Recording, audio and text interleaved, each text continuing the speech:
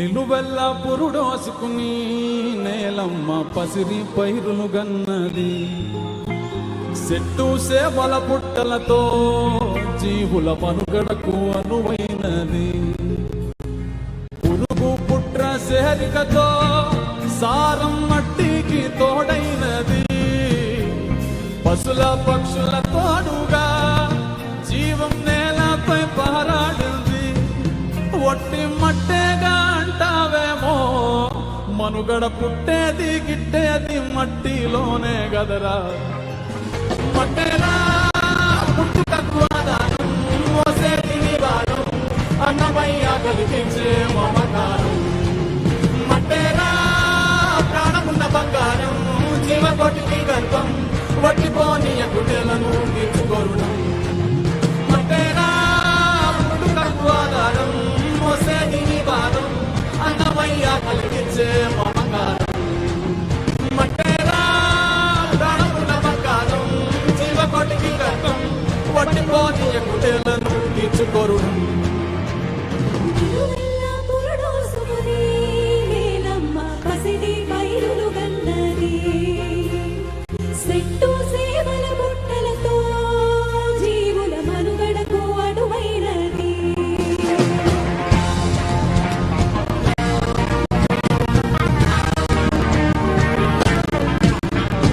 దేశమంటే మట్టేనో,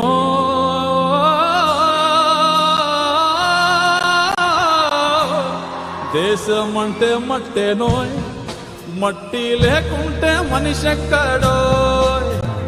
సారం లేని మట్టిలో నువ్వు సాగెట్లా సాగిస్తావో. సాగుంటేనే సౌభాగ్యం, లేకుంటే నిలువలేదు ఏ రాజ్యం. తిండి పట్ట నీడకి నిండు మట్టేరా మూలాధారం. ఒట్టి మట్టేగా అంటావేమో, మనుగడ పుట్టేది గిట్టేది మట్టిలోనే గదరా. మట్టేరా పుట్టుకకు ఆధారం, మోసేది నివారం, అన్నమయ్య కలిగించే మమకారం. మట్టేరా ప్రాణమున్న బంగారం, జీవకోటికి గర్భం, పట్టిపోని గుడ్డెలను తీర్చుకోరుడం. మట్టేరా పుట్టుకకు ఆధారం, మోసేది నివారం, అన్నమయ్య కలిగించే మమకారం. మట్టేరా ప్రాణమున్న బంగారం, జీవకోటికి గర్భం, పట్టిపోని గుడ్డెలను తీర్చుకోరుడం. నిలువెల్ల పురుడోసుకుని నేలమ్మ పసిరి పైరులు గన్నది. చెట్టు సేవల పుట్టలతో జీవుల మనుగడకు అనువైనది.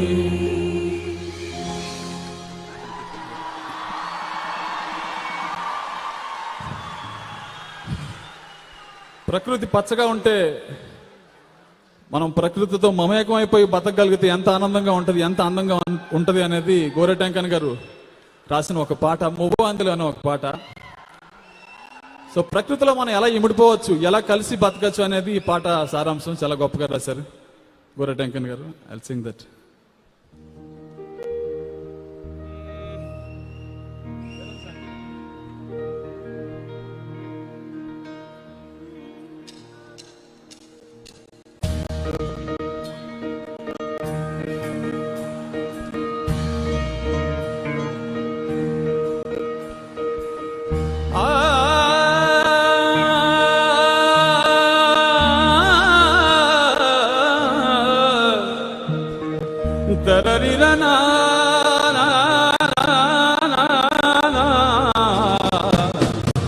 అందలు ముత్తు కిన్నెరా చేతిలో పడదామా, పాట పాడుకుంటా ఆటాడుకుంటా పయన వెళ్దామా.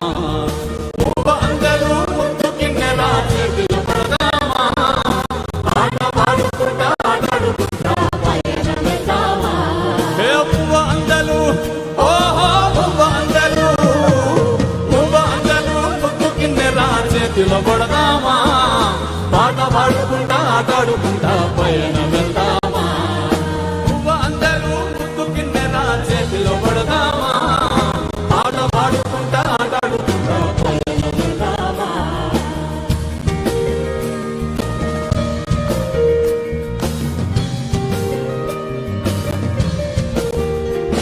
ఏ కోరెంక పువ్వా ఓహో కోరెంక పువ్వా కోరెంక పువ్వా గుంపులోనే ఒదిగిపోదామా సర్రంగ చెట్ల నీడలోనే ఆడుకుందామా కోరెంక పువ్వా గుంపులోనే ఒదిగిపోదామా సర్రంగ చెట్ల నీడలోనే ఆడుకుందామా కోరెంక పువ్వా ఓహో కోరెంక పువ్వా కోరెంక పువ్వా గుంపులోనే ఒదిగిపోదామా సర్రంగ చెట్ల నీడలోనే ఆడుకుందామా పువ్వ అందరూ ముద్దు కిన్నెరా చేతిలో పడదామా ఆట పాడుకుంటా ఆటాడుకుంటా పైన వెళ్దామా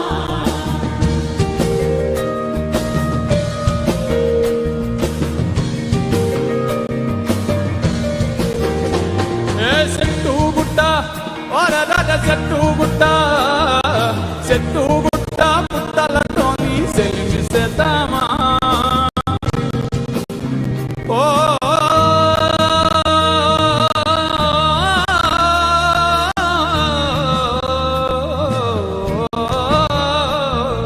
చెట్టు గుట్ట పుట్టలతోని సెలిమిసేద్దామా చుట్టాల ఓలే పిట్టలలా కలిసిపోదామా చెట్టు గుట్ట పుట్టలతోని సెలిమిసేద్దామా చుట్టాల ఓలే పిట్టలలా కలిసిపోదామా ఏ పువ్వ అందరూ ఓహో పువ్వ అందరూ ముద్దు కిన్నెరా చేతిలో పడదామా ఆట పాడుకుంటా ఆటాడుకుంటా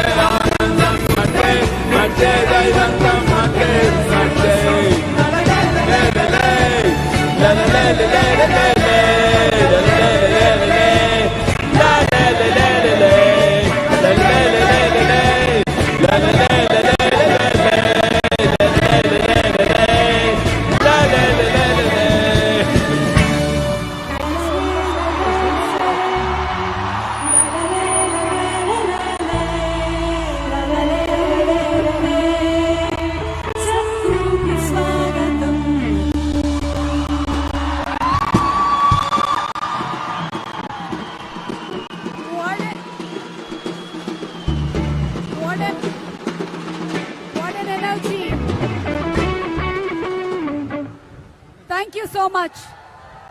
Thank you so much. Thank you so much, Ram Miryala garu, and thank you so much, Mangli. మీ పాటల్లో మామూలుగానే మట్టి వాసన గుబాళిస్తుంది. ఈరోజు మట్టి కోసం Sadhguru conscious planet save soil movement లో మరింతగా మట్టి వాసనని వెదజల్లినందుకు ధన్యవాదాలు తెలియజెప్తున్నాము. Thank you so much Mangli and Ram Miryala. And thank you so much all the earth buddies. What a wonderful energy. Thank you. Sadhguru Hyderabad reach అయినటువంటి ఈ శుభ సందర్భంగా జరుగుతున్న ఈ సేవ్ సాయిల్ ఈవెంట్ లో భాగంగా ఇక్కడికి విచ్చేసినటువంటి honourable minister for agriculture Shri Niranjan Reddy గారిని సాదరంగా వేదికపైకి ఆహ్వానిస్తున్నాము.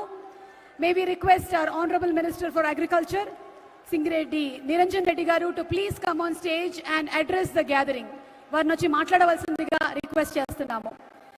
మంత్రివర్యులు మీరు మాట్లాడిన తర్వాత అప్పుడు సద్గురు గారు వేదిక మీదకి రావడం జరుగుతుంది. ముందుగా మినిస్టర్ నిరంజన్ రెడ్డి గారిని వచ్చి మాట్లాడవలసిందిగా రిక్వెస్ట్ చేస్తున్నాము. మీకు ఘన స్వాగతం పలుకుతున్నాము. Thank you so much Telangana government and thank you so much agriculture minister. Thank you.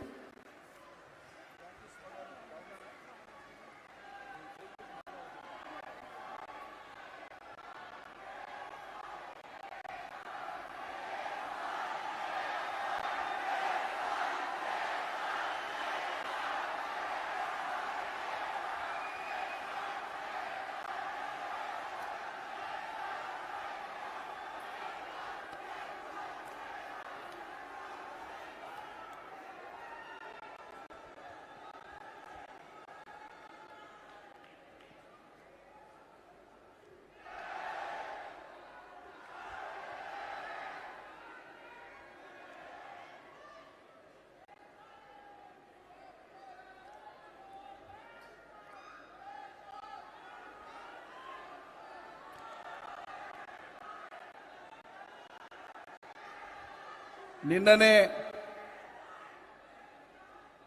Telangana రాష్ట్రాన్ని ఈ నేలను ఋతుపవనాలు తాకినాయి. ఈ నేలను వర్షం ముద్దాడింది. ఈ తెల్లవారుజామున ఈ సాయంత్రానికి సద్గురు గారు హైదరాబాద్ నేల మీద కాలు పెట్టినారు.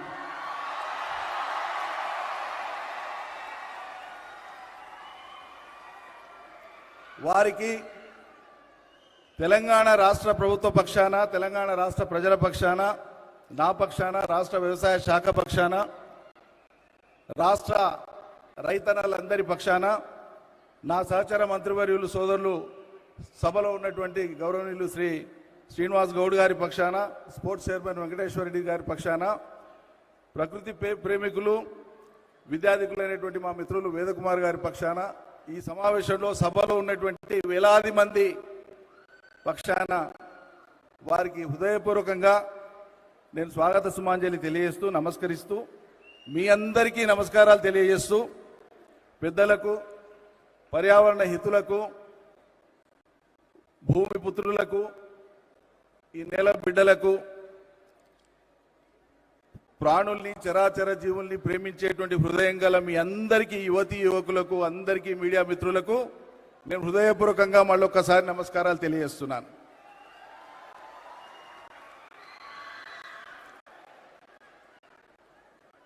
సద్గురు గారు మీ యొక్క దీక్ష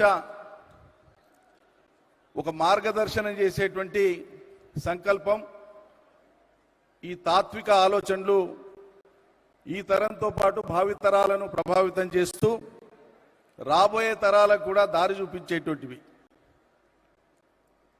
మేము మీ విశ్వాసాలను ఈ అంశానికి సంబంధించినటువంటి విషయంలో, ప్రత్యేకంగా సేవ్ సాయిల్ విషయంలో ముమ్మాటికి ఏకీభవిస్తూ అనుసరిస్తూ ఉండేటువంటి వాళ్ళము, ఆచరిస్తూ ఉండేటువంటి వాళ్ళం.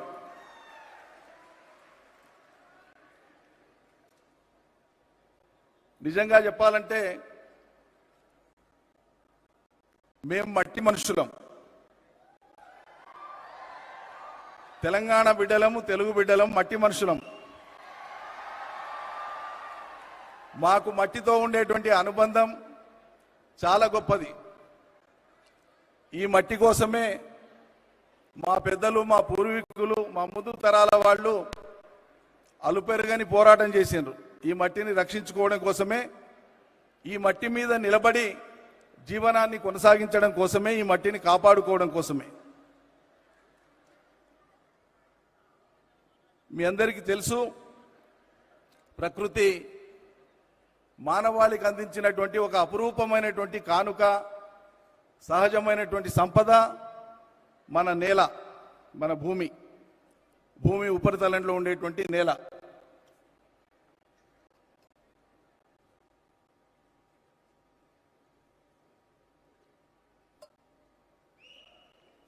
ఈ నేల మనకు, నేల లేనిది జీవం లేదు, జీవం ఉండేది నేలలో. జీవం మనుగడ సాగించాలంటే నేల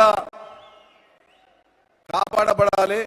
అందులో ఉండేటువంటి చరాచర జీవులన్నీ, కంటికి కనిపించేవి, కంటికి కనిపించవి, మనతో పాటు పుట్టినవి, మనకంటే ముందు పుట్టినవి, మన తర్వాత పుట్టబోయేవి, ఏ జీవులైనా మనుగడ సాగించాలి. ఒక వైవిధ్యభరితమైనటువంటి పరిణామ క్రమం ఇంకా ముందుకు సాగాలంటే ఖచ్చితంగా మనం దీన్ని కాపాడుకోవాలి. ఈ నేల ప్రస్తుతం ఉండేటువంటి స్వరూపం సంతరించుకోవడం కోసం అనేక భౌతిక, రసాయనిక పరిణామాలు సంభవించిన సంగతి మనందరికీ తెలిసిందే.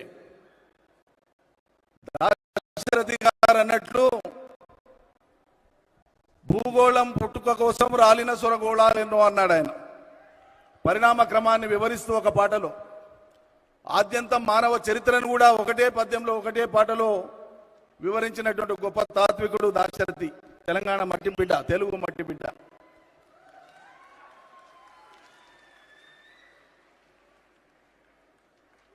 పరిణామ క్రమంలో మనం చూస్తున్నటువంటి ఈ నేల, ఈ మట్టి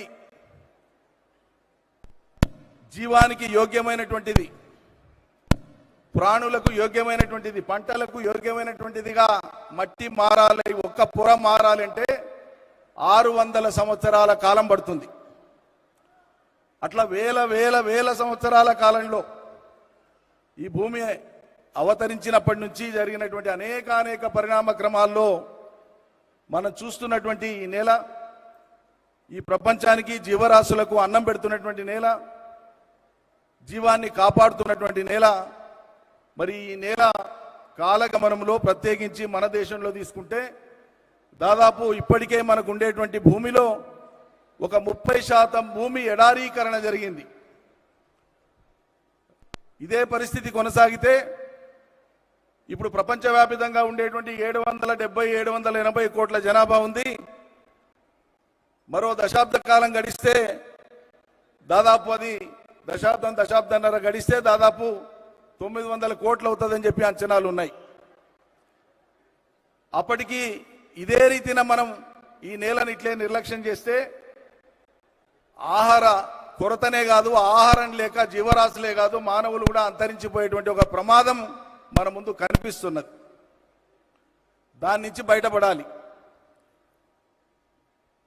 మనం సాంప్రదాయబద్ధంగా భారతదేశంలో వేల సంవత్సరాలుగా మొదలైనటువంటి వ్యవసాయ నాగరికత, ప్రపంచంలో మానవుడు వ్యవసాయం మొదలుపెట్టి 13,000 ఏళ్ళైతే స్థిరమైనటువంటి వ్యవసాయం ఒక చోట సెటిల్ అయి అక్కడే ఉండి ఆవాసాలు ఏర్పరచుకొని వ్యవసాయం ప్రారంభించి 10,000 సంవత్సరాలైంది.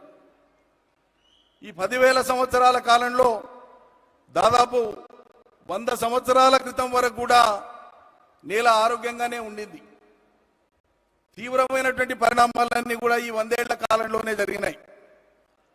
100 ఏళ్ల కాలంలో మానవుడి యొక్క ఆవిష్కరణలు అద్భుతమైనటువంటి రీతిలో ఉన్నాయి. మానవ నాగరికత శాస్త్రీయంగా, సాంకేతికంగా అత్యద్భుతమైనటువంటి రీతిలో పురోగమించింది.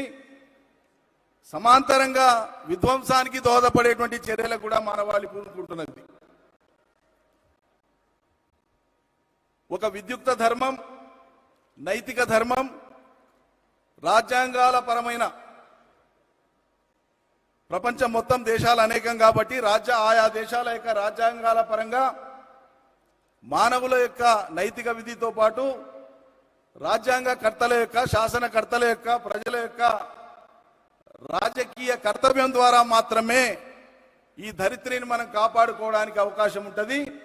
అందులో మీలాంటి మహనీయులు, మహానుభావుల యొక్క పాత్ర ఎనలేనటువంటిది, ఘనమైనటువంటిది, కొనియాడదగినటువంటిది, ఈ తరానికి భావితరాలకు స్ఫూర్తినిచ్చేటువంటిది. ఈ 100 ఏళ్ల కాలంలో జరిగినటువంటి పరిణామాల్లో ప్రత్యేకించి మన దేశంలో సాంప్రదాయ పద్ధతిలో సాగినటువంటి వ్యవసాయం ద్వారా నేల ఆరోగ్యం కాపాడబడింది.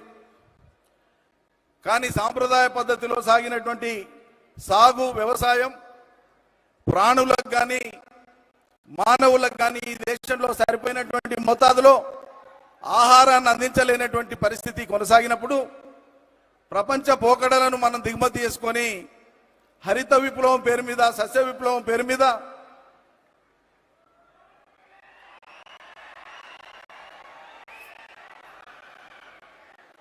మనం మితి మించినటువంటి సేవ్ సాయిల్,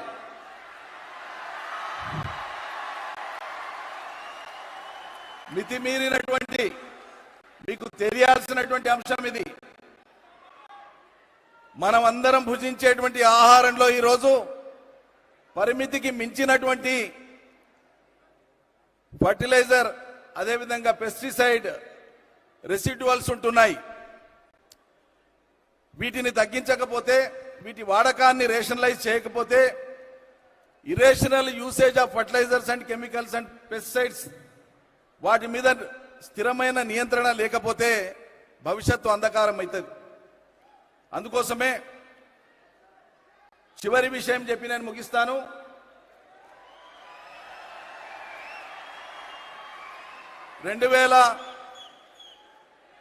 విద్యార్థికులైనటువంటి వాళ్ళు మీరందరూ కూడా దృష్టిలో పెట్టుకోవాల్సింది, గమనించాల్సినటువంటి విషయం, ఒట్టి కేరింతలతో కాదు, విషయం కూడా అర్థం చేసుకునే ప్రయత్నం చేయాలి.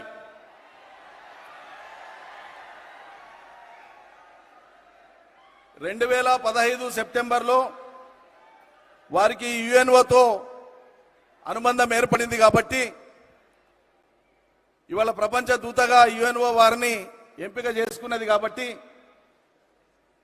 యుఎన్ఓ వాళ్ళు 2015 సెప్టెంబర్లో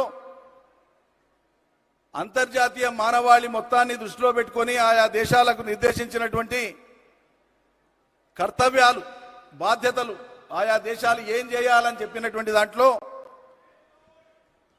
సస్టైనబుల్ డెవలప్మెంట్ గోల్స్ అని చెప్పి ఆ రోజు ఒక 17 గోల్స్ని ప్రపంచ దేశాలకు వాళ్ళు డిటర్మైన్ చేసినారు. వాటిని అచీవ్ చేసుకోవడం కోసం 167 టాస్క్లను విధించినారు.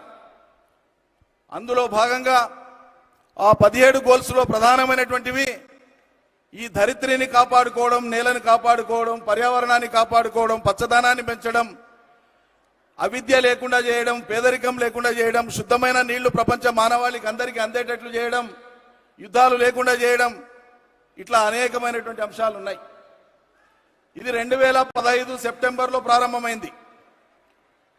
కానీ 2014 2 జూన్కు ఏర్పడినటువంటి తెలంగాణ రాష్ట్రం, అంటే అంతకంటే ముందే ఏడాది పైచిలకు ముందే ఏర్పడినటువంటి ఈ రాష్ట్రంలో తొలి కేబినెట్ సమావేశంలో తీసుకున్నటువంటి నిర్ణయాలు అవి ప్రకృతిపరమైనటువంటివి. తెలంగాణలో హరితహారం ద్వారా 250 కోట్ల మొక్కల్ని పెట్టాలని ఈ ప్రభుత్వం నిర్ణయం తీసుకొని అమలు చేయడం జరిగింది. అదేవిధంగా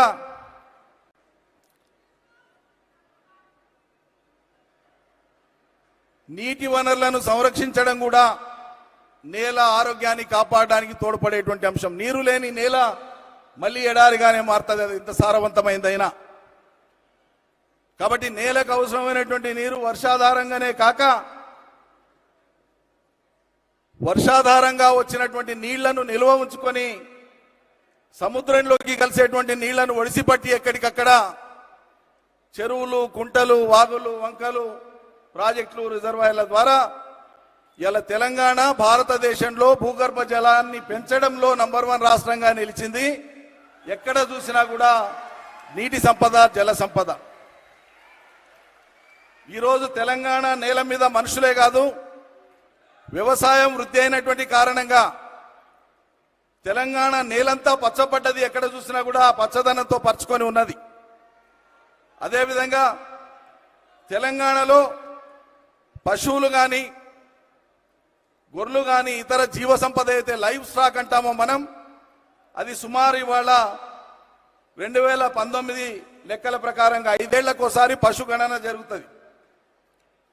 2019 లెక్కల ప్రకారంగా 3,26,00,000 జీవాలు ఉన్నాయి ఇవాళ తెలంగాణలో. ఆ జీవాల వల్ల జరిగేటువంటిది, అవి నేల మీద సంచరిస్తూ వాటికి దొరికిన ఆహారాన్ని భుజిస్తూ వాటి మలమూత్ర విసర్జన ద్వారా భూమి సారాన్ని పెంచేటువంటి ప్రక్రియ కూడా తెలంగాణలో జీవజాతులు తోడ్పడుతున్నాయి. ఈ విధంగా రాబోయే తరాలకు ఈ నేలను కాపాడుకోవడం ద్వారా ఒకటి ఆహార భద్రతను, 2 మంచి పర్యావరణాన్ని అందించేటువంటి బాధ్యత మనందరిది. ప్రపంచ ప్రఖ్యాత ఆంథ్రోపాలజిస్ట్ హెన్రిక్ సాల్మన్ చెప్పినటువంటి విషయం, మనం బంధం జీవులం అంటే మనుషులమే కాదు, అన్ని రకాల జీవులతో మనకు బంధం ఉంది, అనుబంధం ఉంది అన్నటువంటి దృష్టితో మనం గాలి పీలుస్తున్నాం, అవి కూడా గాలి పీల్చుకుంటున్నాయి, వాటి గాలి మనం పీల్చుకుంటున్నాం, అవి జీవించాలి, మనం జీవించాలనేటువంటి ఒక సిద్ధాంతంతో, కారుణ్యమైనటువంటి భావనతో, కంపాషన్తో ఈ భూమి మీద మానవుడు ఒక్కడే కాదు హక్కుదారుడు, సమస్త జీవజాతులన్నీ హక్కుదారులైనటువంటి విధంగా భావితరాలకు ఈ సందేశాన్ని తీసుకొని పోవాలి. దీన్ని మనం అందరం ఆచరించాలని చెప్పి మనవి చేస్తూ, తెలంగాణ ప్రభుత్వ పక్షాన మీ యొక్క ఫౌండేషన్ చేస్తున్న కృషికి మేము అనుబంధంగా ఉంటాము, తోడుగా ఉంటామని చెప్పి ప్రకటిస్తూ మీ అందరికీ ధన్యవాదాలు అర్పిస్తూ ముగిస్తాను. జై తెలంగాణ, జై Bharat.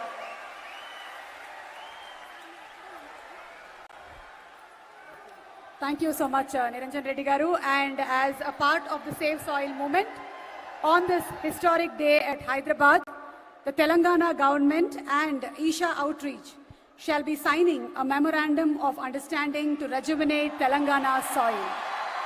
That's a proud moment for Telangana and the Save Soil movement. And దీనికి గాను వేదిక మీదకి మనందరికీ ఎంతో ఇష్టమైన మన ప్రియతమ సద్గురు గారిని ఆహ్వానిస్తున్నాము. Sadhguru Garu to please come on to the stage, and requesting our Agriculture Minister Niranjan Reddy Garu to exchange the Memorandum of Understanding between the Telangana government and Isha Outreach.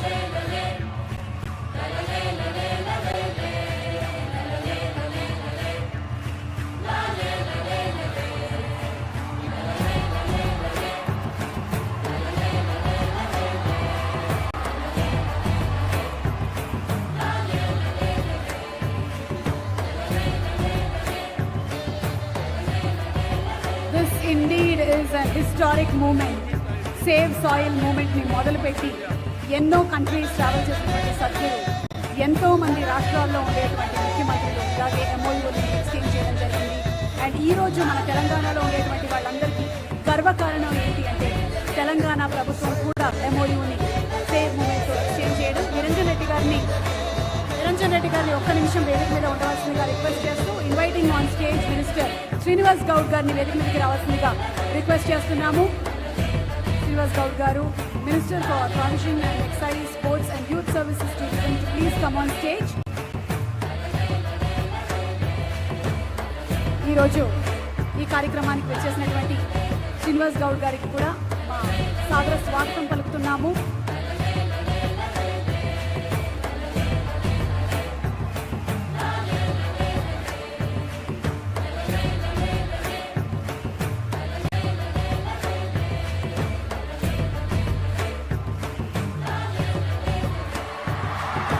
Also requesting everybody to hold your placards, Save Soil.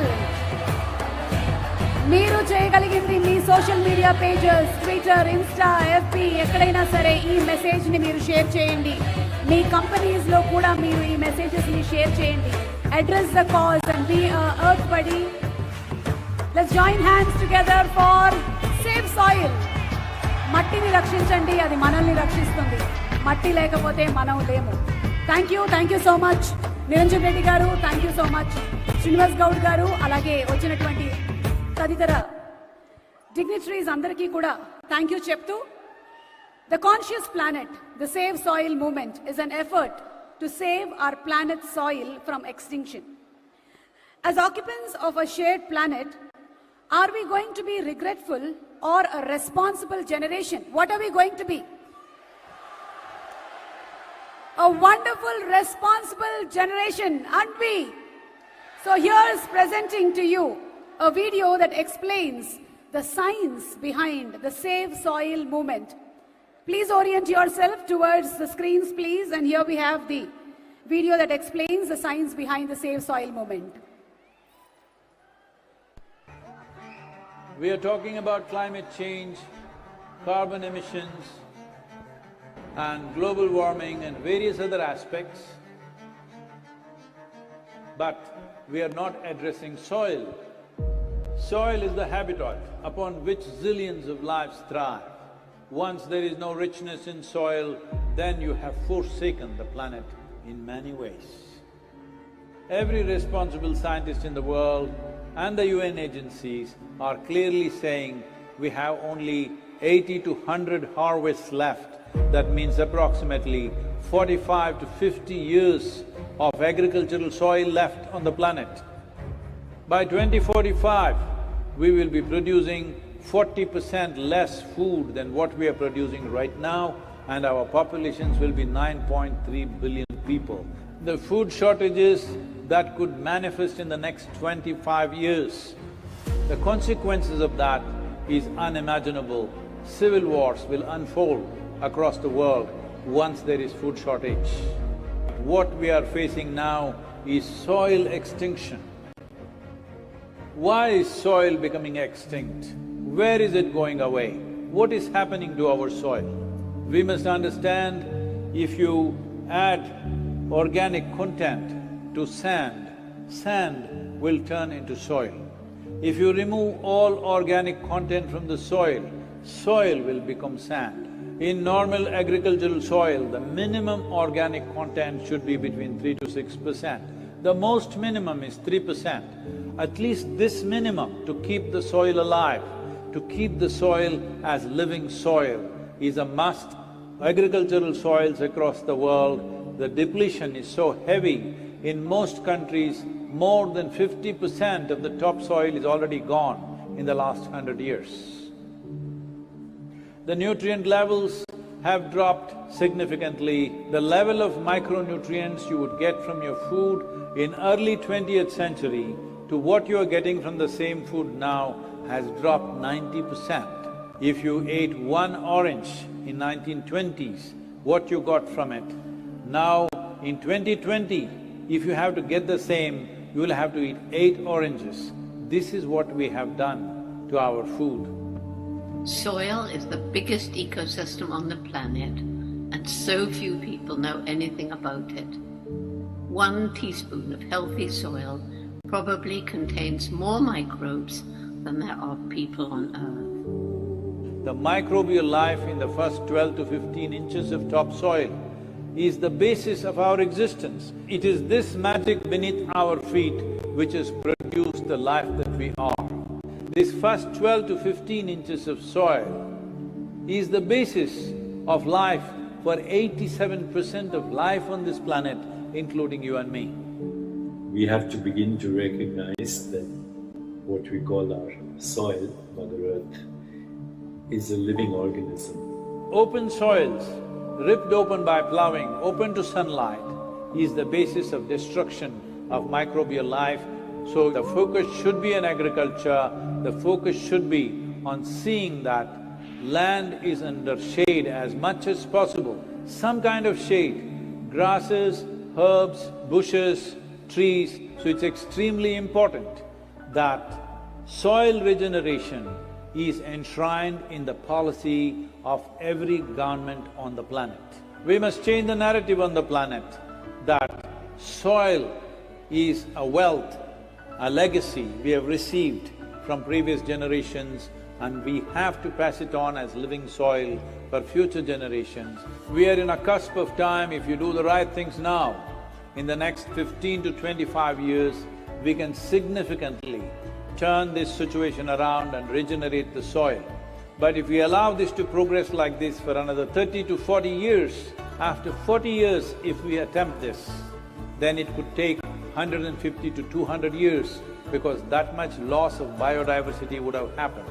From 21st of March for 100 days, the whole world, every human being on the planet should talk soil.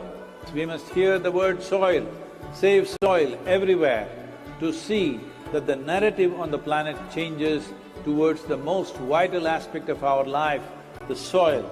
Each one of you should reach as many people as you can to make this happen. As a part of this, to activate support from the citizenry to assure the governments long-term investments will be appreciated.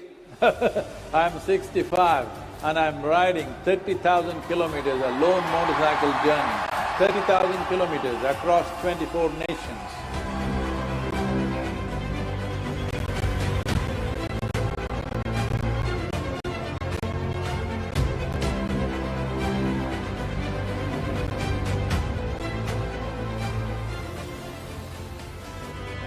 Sadhguru, thank you for what you're doing. Dear Sadhguru, one of the world's voices and leaders on soil conservation. وابدا بالنسبه لنا في رابطه العالم الاسلامي As for the Muslim World League, we are completely ready to help you.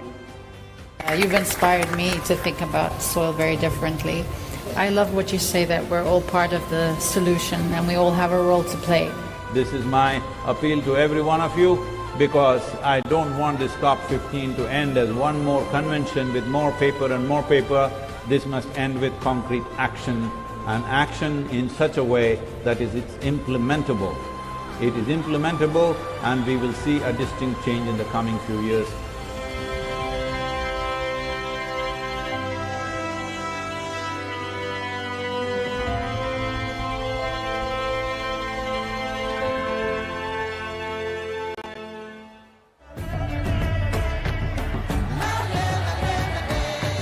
This is a perfect confluence of how we see things and the importance of the soil. Save the soil.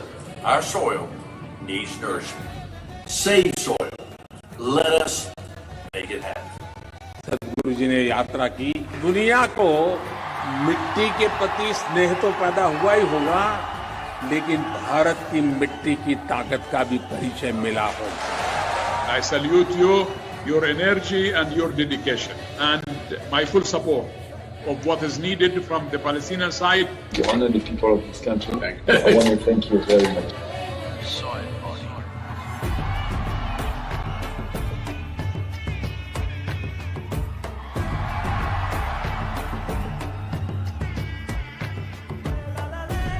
And the movement that you have taken up, I could not expect any more God's blessing than that. Sadhguru, and this campaign is so important. We're going to save the soil. Do your part. Let's save soil and create a conscious planet. Save soil. Save our soil. Save soil. Sadhguru, save soil, my friend. Save soil. Let's make it happen. Antigua and Barbuda is part of the Save Soil mission. We commend you for what you're doing. That is why we are happy to sign the MOU. The science and philosophy that backs the thought behind the movement is tremendous. We'll welcome you in Hyderabad, and please show us the right direction towards policy. Save soil. Let's make it happen. It is time to save the soil. Save soil. Let's make it happen. We know what we must do, so let's make it happen. Let's make it happen. Let's make it happen. Let's make this happen. Let us make it happen. Let's make it happen. Let's make it happen. Save soil. Let's make it happen. Soil is not our property. It's a legacy that's come to us from previous generations, and we must pass it on as living soil for future generations.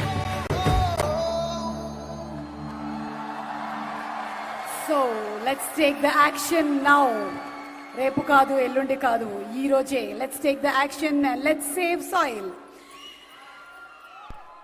As we are entering into the conversation with Sadhguru and Samantha, an announcement for all of you all. We have live translation in Telugu that's available for the event today. Please tune your mobile phone radios into 88 frequency for Telugu, or you can visit the website. For any translation support, visit the translation help desk. We would also like to thank our sponsors. Our national sponsor PVR along with our other partners, Cine Media Partner, UFO Movies, Superflow and Colroot Group, local sponsors Cofax, Patil Groups and Loris Labs. Thank you so much for being associated with Save Soil.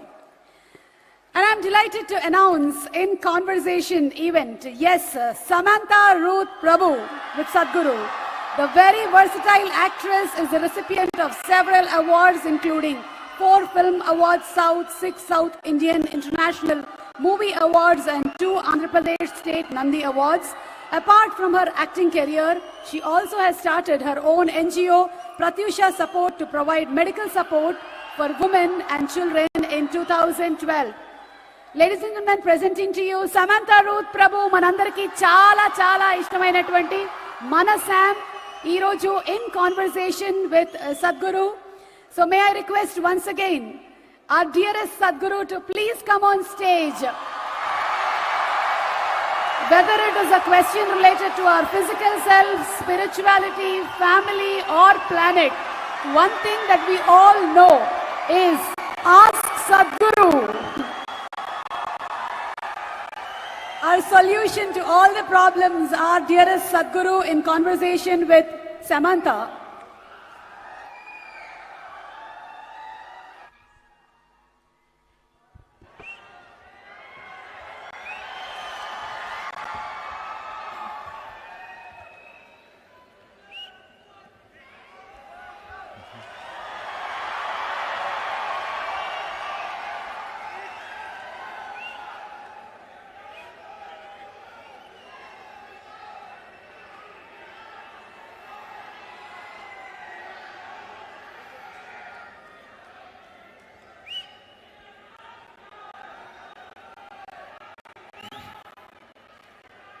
Kalo na janati tava jananam,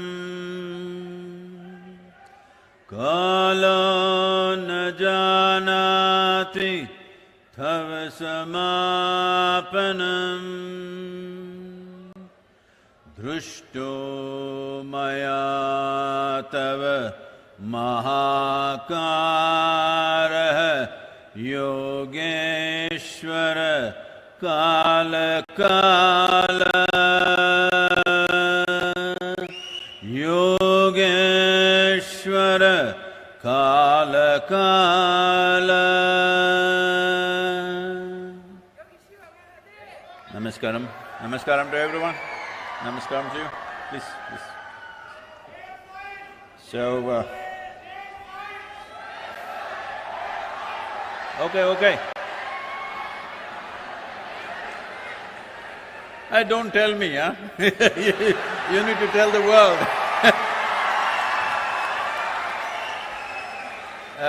Samantha couldn't come on time because as she was coming, somebody informed her, I'm wearing an yellow kurta, so she had to go back, change and come.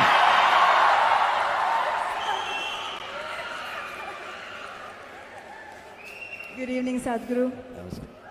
It is absolutely an honor. Her volume up, please. It's absolutely an honor to be in your presence. I don't usually carry cue cards, but you know, when you talk, you have the tendency to make people freeze, and I might forget my name, so better safe than sorry. Welcome back to Hyderabad. Thank you.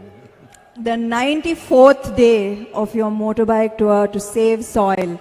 562 events, 26,000 kilometers. I'm just tired saying it. Don't you ever get tired, Sadhguru? See, people continuously asking me almost everywhere, looking at the schedule and the distances we are making. Like what is that, 562 events. 562 events means on an average 8 to 9 events per day is what's been happening along the way apart from the riding. So,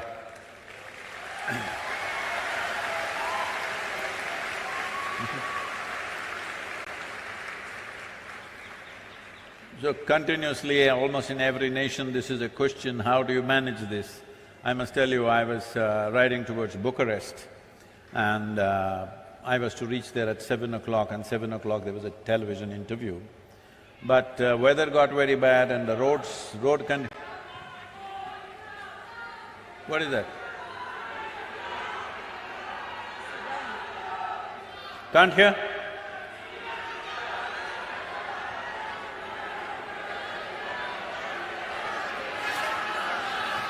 What? You're blocking the view, You can see there. That's okay, please. Now they can't change that, please. You look at the screen. You always seen Samantha only on the screen, so what does it matter? It's not me they're here for, Sadhguru. Huh? It's not me they're here for.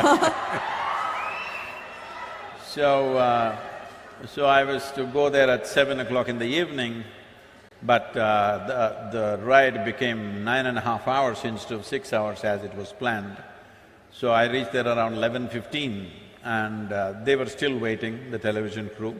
So I walked straight into the event and well, an hour and a half when we finished, it was nearly 1 o'clock in the morning, and then I was talking to them. So this anchor said, at this age, how do you ride for 9 hours and come and do an interview and you're still fine? He repeated the word "this age" 3 times and I didn't like it. I'm warning you so that you don't use that. I'll make note. So I told him, see, I lived my life so intensely, I never had the time to get old.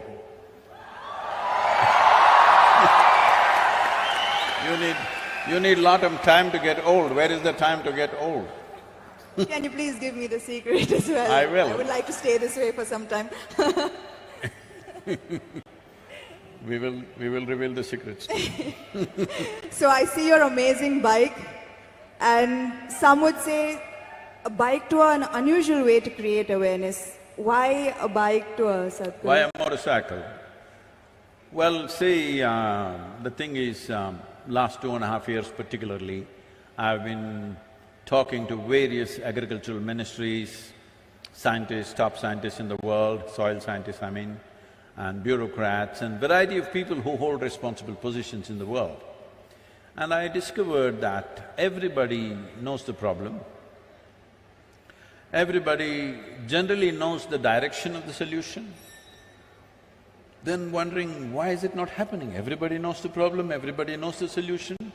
Then I realized they're waiting for an idiot to bell the cat, so here I am. So if I fly around and do it, it won't have that. So I have to walk. If I walk, I might die. Most probably, yes. Or if I cycle, definitely it'll kill me. So motorcycle could kill. There were many dangerous moments. It could, when you're going at this pace, when I say this pace, like every day, we're well above the speed limits and trying to get to the place because events are happening on the way. They're stopping us on the roads and there are events. So, I don't hold… I'm not a minister, I don't hold any position of power in the world. I don't have any, anything to command because I don't have an army. All I have is, I have people's love and goodwill. So, I thought, so that is the only asset I have, so that's the only thing I can play with. I've been talking about this for 30 years. And whenever I speak about it, people say, this is great, this is fantastic, and then they will sleep on it. So, now we wanted to awaken something. I knew the simple way for me to do it is to put myself to some risk. And it's worked, because 3 days ago our social media metrics without WhatsApp is reading at 2.8 billion people have spoken about soil. But when I started in London, a lady journalist was interviewing me, and she said, Sadhguru, come on, why have you become like this? Can't you pick up something else? Soil is the most unromantic thing. Who will support you? Who is going to talk about soil? Just don't do this, do something else. Talk about the sky, maybe heaven. Not soil. Who is going to be interested in this? Look at this.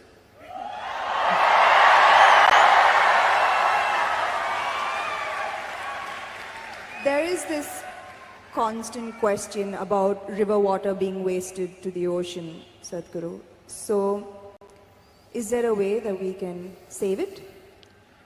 See, the river water must go to the ocean. On the way you can drink, you can irrigate your lands a little bit, you can use it, but river water must go to the ocean. This is a very wrong concept which a lot of states are unfortunately taking. If the river water does not go, enough river water, I would say in ideal conditions, minimum 50% should go. But with our population pressure, where we have 4% of the world's land and 17.6% of population, world's population, with this pressure, you cannot expect 50% to flow. At least 25% of the river water must flow into the ocean. Why? India has 7,600 square kilometers of coastline. So along this coastline, there's an ecosystem which is semi-marine kind of ecosystem. It's a completely different ecosystem than the marine ecosystem, and also different from the river water itself, because it's a meeting of these two, meeting and mingling of these two different types of waters. If this buffer goes away, then marine ingress will happen. Marine water will start percolating into the soil and coming in. You know from Tamil Nadu, 80 kilometers inside, marine water has come right now in Tuticorin region. Just 15 years ago, it was all sweet water. Today, all the wells are salt water. People have vacated the whole villages. You will see ghost villages, completely empty villages, all locked homes, and they've left because there is no sweet water anywhere. Up to 100 kilometers it can come. If all the rivers, if you use it up inside for human, whatever you want to call it, human reproduction, I would say, if you use it up like this, then up to 100 kilometers marine ingress can happen. 7,600 kilometers coastline, 100 kilometers means you would have lost 1/3 of the nation. This is about the same size of land that you partitioned with Pakistan and Bangladesh at one time in 1948. That's how much land you will lose once again if rivers don't flow into the ocean.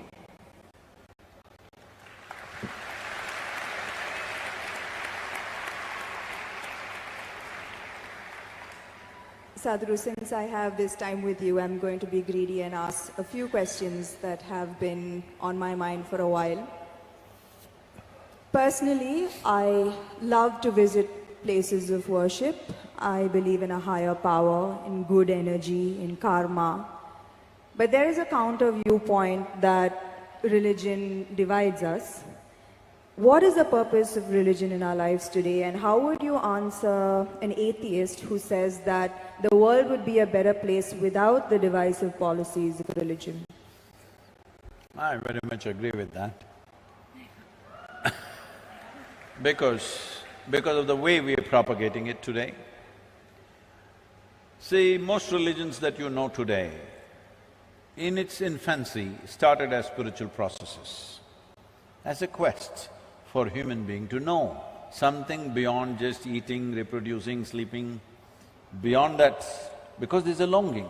This is not taught to you, there's a natural longing within you. See, if you're struggling for food, food will be the only thing. If you're struggling to have a shelter, that'll be the only thing. Suppose everything you want is just provided today, then suddenly you wonder, why am I here? What is it? So there is a longing to know. A human being cannot simply say, I don't want to know anything, I will just eat well and live well. It doesn't work, because your intelligence is evolved into a certain place where without asking a question you cannot exist. So when I say without asking a question means a quest. Question is just a tool to dig deeper into something, whatever you wish to know. But right now, all religions started with this question, but today most religions have come to this place, you cannot ask a question. If you ask a question, you're dead.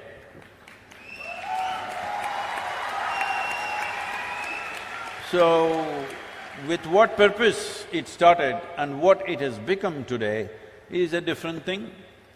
So, we need to make a distinction between religion, religious process and spiritual process. It has become necessary today to do this, because today religion means belief. You believe this and this, then you belong to this religion. If you believe that, you become that religion. So when you say, I believe something, it's like this. How many of you here believe you have two hands? All of you just raise one hand. If you believe you have two hands, do you believe you have two hands or you know that you have two hands? You know. If somebody starts an argument with you to prove that you have no hands, if their argument becomes too overwhelming, one slap in the face. He knows you got hands. This happens in the movies, huh? But in God you believe. Why? Because you're still not even straight enough to admit what you do not know as I do not know. This much sincerity should enter human heart and intelligence. What I know, I know. What I do not know, I do not know. What is the problem? Whatever I do not know, I believe. You're destroying I do not know. I do not know is the most tremendous possibility in your life.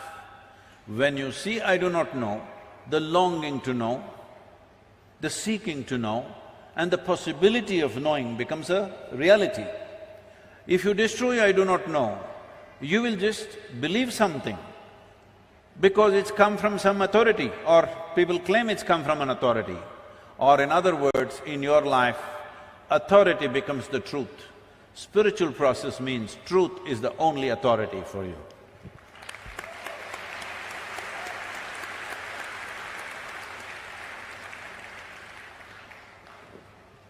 Another question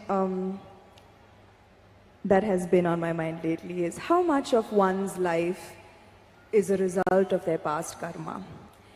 Are the injustices and unfairnesses that one faces in one's life a result of their past karma? If so, do you accept these injustices and find solace in the fact that, okay, the karma is being cleared, even though it might seem detrimental to our lives in so many ways? Samantha, you're old enough for this. I'm not saying you're old, I said you're old enough. Do you still expect the world to be fair to you? That's why I'm asking this question. Can I blame it on my past karma is what I'm asking. I want the world to be fair to me is a schoolgirl question. By now you should know the world is not fair. It will not be fair to you. But if you dig deep into yourself and have a taste of life, not a taste of your thought and emotion, the taste of life that you are, then you will see life is not just fair, it's just fantastic. So, do you want fair life or fantastic life? You must decide.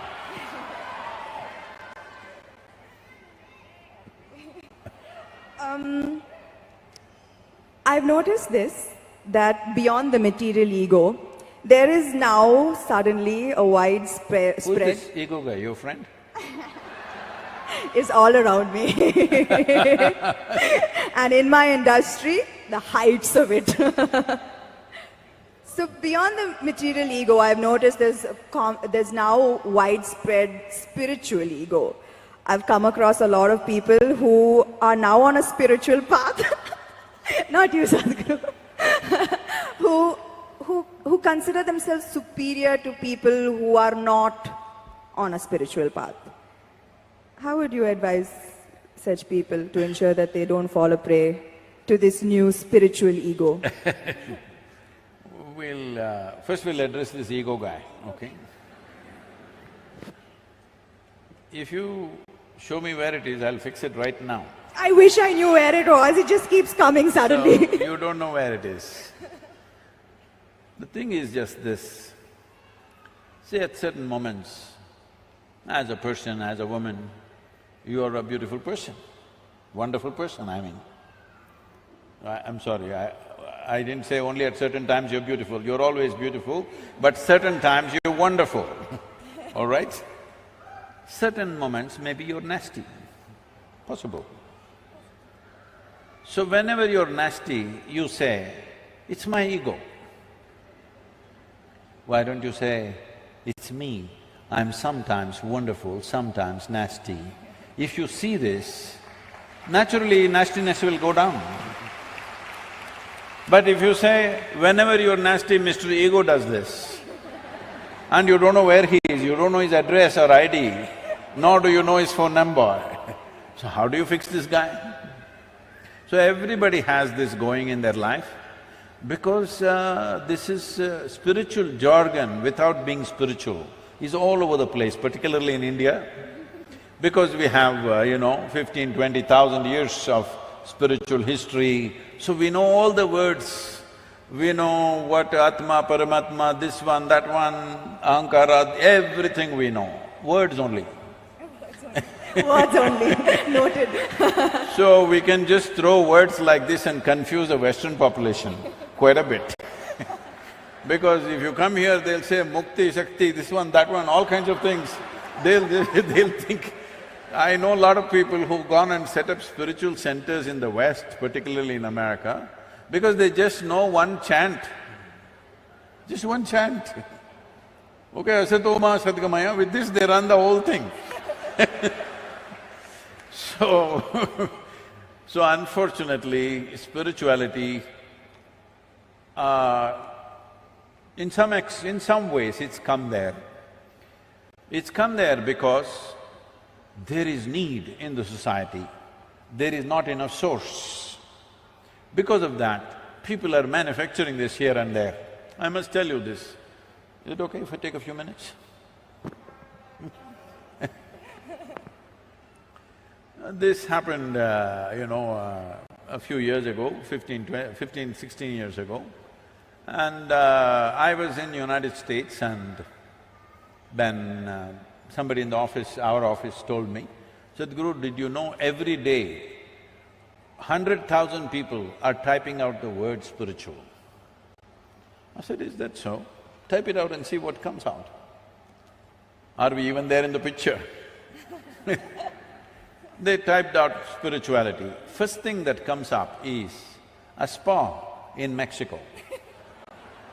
You've been there.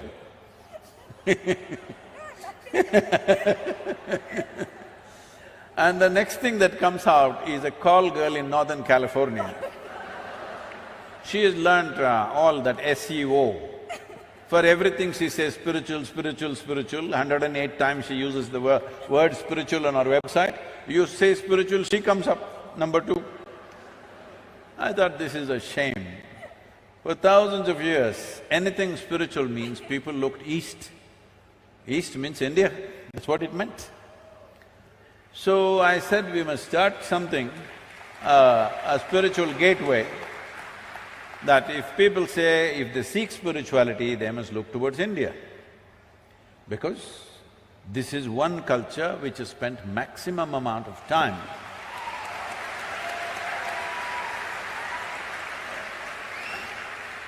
maximum amount of time exploring human consciousness and the mechanics of what a human being is, how this functions on the surface and its very core.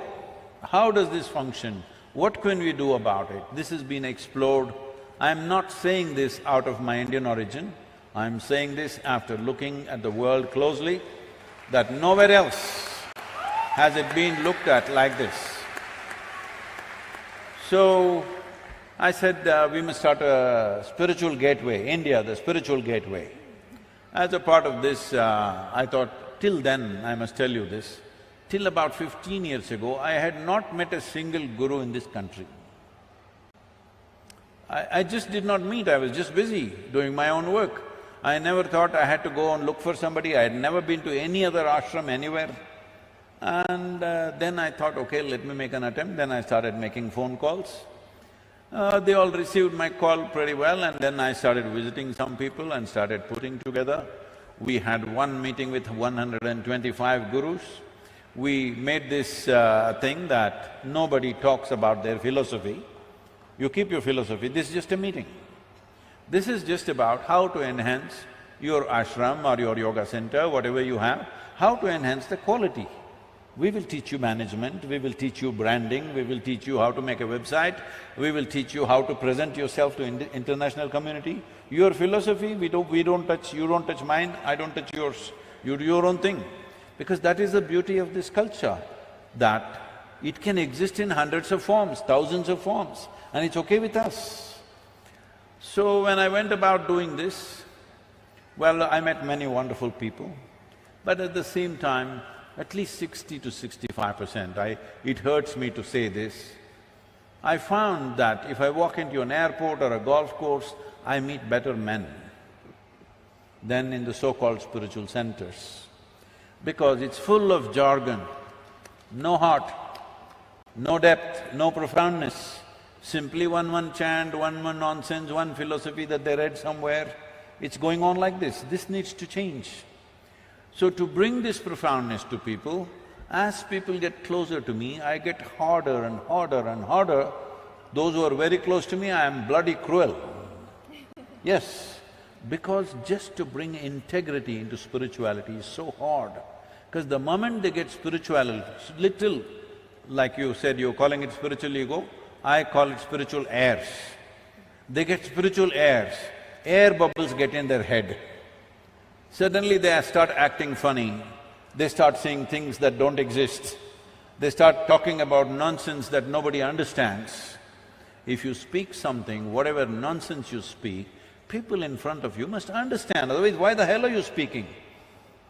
Because the purpose of speech is to make somebody understand what you're saying. No, if I say something that you don't understand, I become big, you become small. This is rubbish. This is going on for too long. So everybody quotes a book, it all looks like, we are right now talking about earth buddies, we are creating an earthworm image, we are trying to create an NFT. Over 40,000 images we have created, we will release it shortly. We'll gift you one earthworm, okay? Now, these are all bookworms who fell out of a book. These bookworms were important when there was low literacy in the societies. Only one man in the village could read the book, suddenly he was very valuable. Now everybody can read, what is the point you reading a book to me?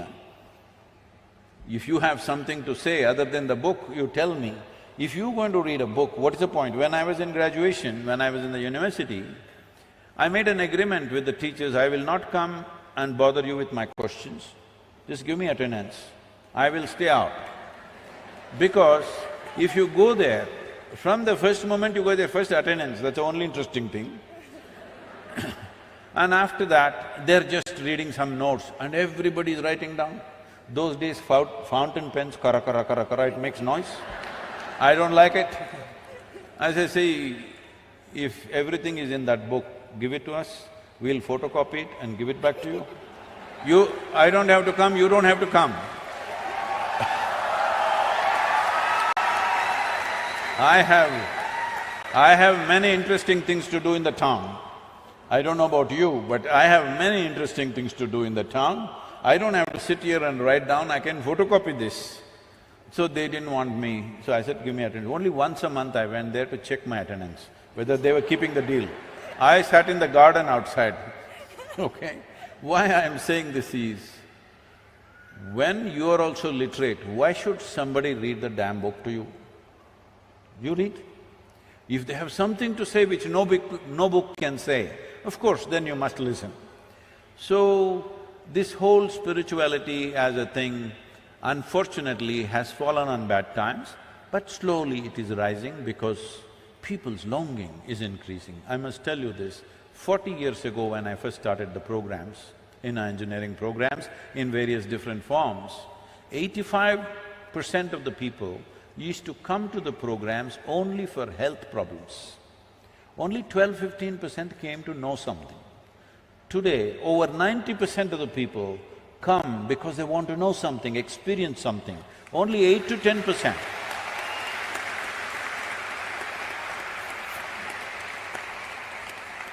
Only 8 to 10% are coming for health issues, which is a significant change in human consciousness.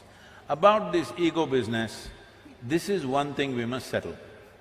See, within you, is there only one person or two? I think one. You think one? I'm going to go with one. One. That means you're an individual. An individual means, the word individual comes from indivisible. You're not further divisible, that's good, you're an individual.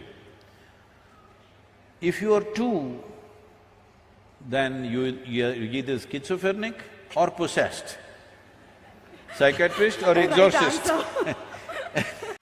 Either a psychiatrist or an exorcist has to come.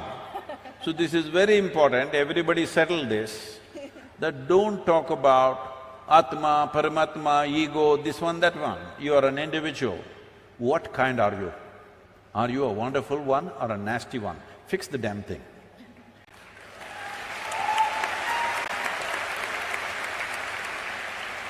So you're saying, Sadhguru, don't give excuses that, this is me and this is my ego and we are two different… No. You are one and take responsibility Yes. for it. If you do that, definitely you will eliminate the nastiness to whatever extent possible. Thank you, Sadhguru. My last question is, there is a criticism that New Age spirituality is for the wealthy and privileged. How would you advise an underprivileged householder who has neither the money nor the time to embark on a spiritual journey, although they are seeking for it? Why is he holding on to a house? You said householder. Yes. Yes. Why are they holding on to a house? You should live in a house, you should not hold on to it. Right now that's their problem. They are holding on to a house. Their whole life is around what they own, what they possess. Obviously, they can't leave the damn place and go anywhere. So the moment your possessions decide the quality of who you are, then you yourself become a material. There's a question there. Ask. I'm sorry, I didn't get the last… No, I'm saying, the moment your possessions decide the quality of who you are, then you will also become a material part. You will not be a human anymore, you will not be a consciousness anymore. Material is there, things are there, clothes are there, home is there, all this is there. Why? Because if you do not arrange this convenience, every day you will be only struggling for that. You won't do anything worthwhile in your life. Because every day if you have to earn your food, can you think of anything higher, I'm asking? Whole attention will be just on that. The idea of making arrangements for ourselves as it's convenient for us is so that our intelligence, our creativity, our possibilities find expression in life. Every day if you have to worry about where is my food today, then you can't do anything worthwhile. So do not misunderstand possessions as a way of enhancing your life. It is a way of making your life convenient so that you can focus on what you want to do. If you have to earn your dinner from now to dinner time, what can you do? What worthwhile things can you do? You'll only have to go foraging for food, isn't it? So, arrangements are there in everybody's life. How much arrangement is needed? As much as is needed for your kind of life, so that arrangements never become an impediment. For most people, it's an impediment because if somebody is a householder, he'll be holding the house and sitting right there. That's what most people are doing. That is what most people are doing. I'm talking about 80, 90-year-olds. They say, I want to come to the ashram, Sadhguru, but… What is but? But is nobody to take care of the house. Leave the goddamn house and come, you're 85 years of age.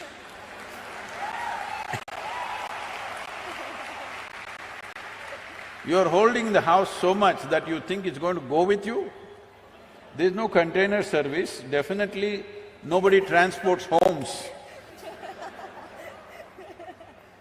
So, these householders, they must change their thing, they must live in the house. What kind of house? Whatever is convenient for them. When I say convenience, somebody wants to build a house for 10 crores. They're capable of making that money and building that house. If they can do it effortlessly, let them do it. For somebody else, 10 lakh rupee house itself is a burden. You know, there used to be movies maybe before you came, at least in Kannada I know, there are movies about, oh, build a house and see, get somebody, your daughter married and see, these are the most difficult things to do in life. Arey, daughter will get married, leave her alone, huh? If you just leave her alone, she'll get married without any expense.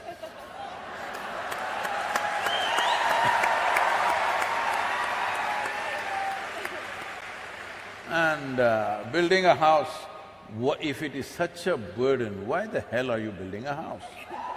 You know? I was in United States and they were asking me, Sadhguru, is it true next time when Jesus comes, he will come in, what is that, Salt Lake City?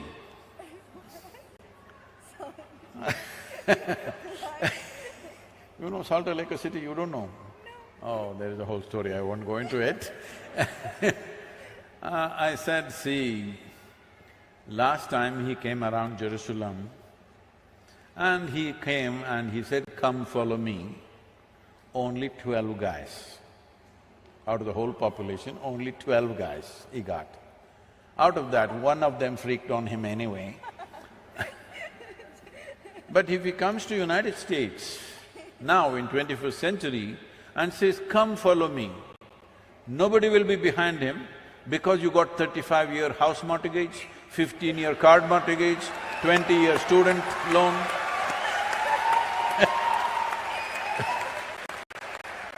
Where will you go?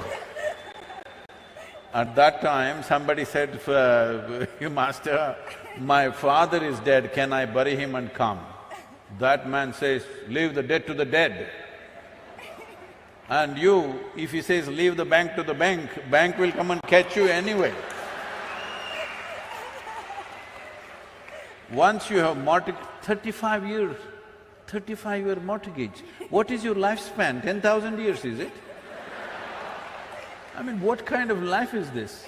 In 35 years, if something spectacular happened here, you can't change the direction of your life, what kind of life are you building for yourself? Hello? Life should be light and agile. You're going this way because this is all you know right now. If something really spectacular shines here, you must be able to go there. Otherwise, what kind of life is this? So only then, only when you have that freedom, spiritual process will thrive in a given society. So right now when you say, well, instead of householders, let me go to those people who are living in huts, who are struggling for daily food. It will be obscene for me to go to that man or woman who is struggling for daily bread, to go and tell, come, let's meditate. I will never do such an obscene act.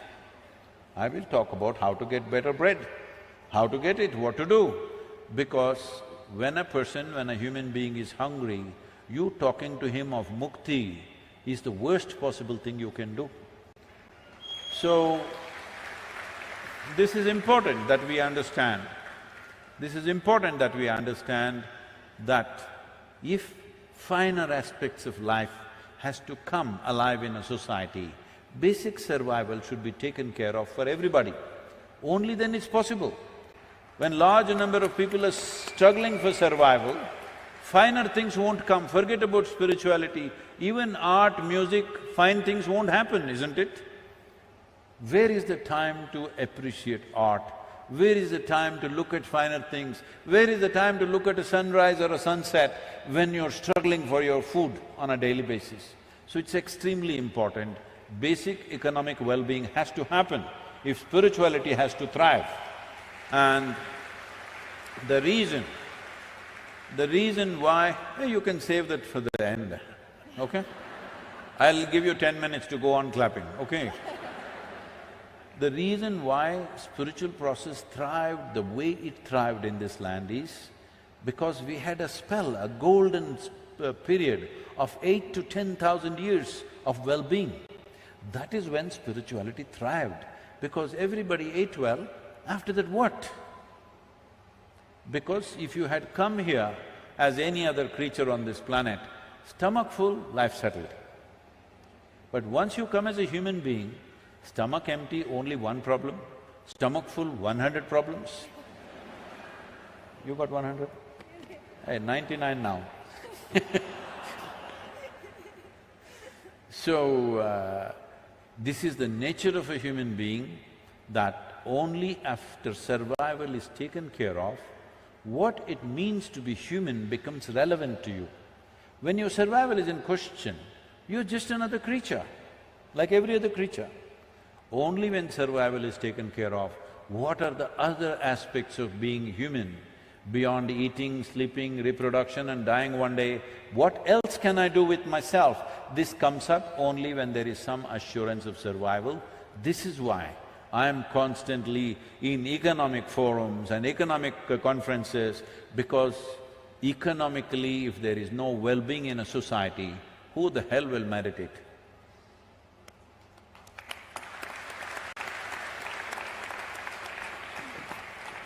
Thank you, Sadhguru, for your time. Thank you so much. You're done? Do we have questions? So I'm making an offer to you, Samantha, if you get me 25 million people as Earth buddies, I'll give you a ride on the motorcycle. How's that? I mean, I think I can, I can. Okay, then it's a promise. I'll beg if I have to.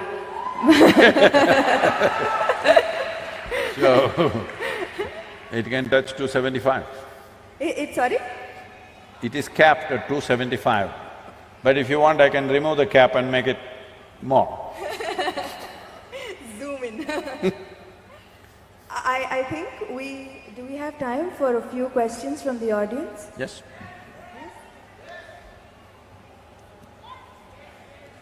Yes, please. Yes, okay, great. Namaskaram, Sadhguru. Where are you? I'm here, Sadhguru. Where? I'm here, Sadhguru. Yeah, you must say, I am 10 o'clock. 10 o'clock. Yep. Glad to be here, blessed to be here. The question is, why our older generation used to say, whenever you are going to a great guru or someone, don't touch their feet, touch the soil. Don't? Touch their feet, touch the soil, and then you come up. Why you used to say that? I had this question. I did not get that question. Please, if you can repeat. So, elderly people used to say that whenever you visit a great guru, don't directly touch their feet, but definitely touch just the soil before that. They used to say that. So, any reason for that, whether it is related to any save soil movement or spirituality movement? I agree with these elderly people, because when I'm riding, wherever there are save soil lineups, a few are formally organized, others by themselves, a few hundred people gathering all over in every state that we are going.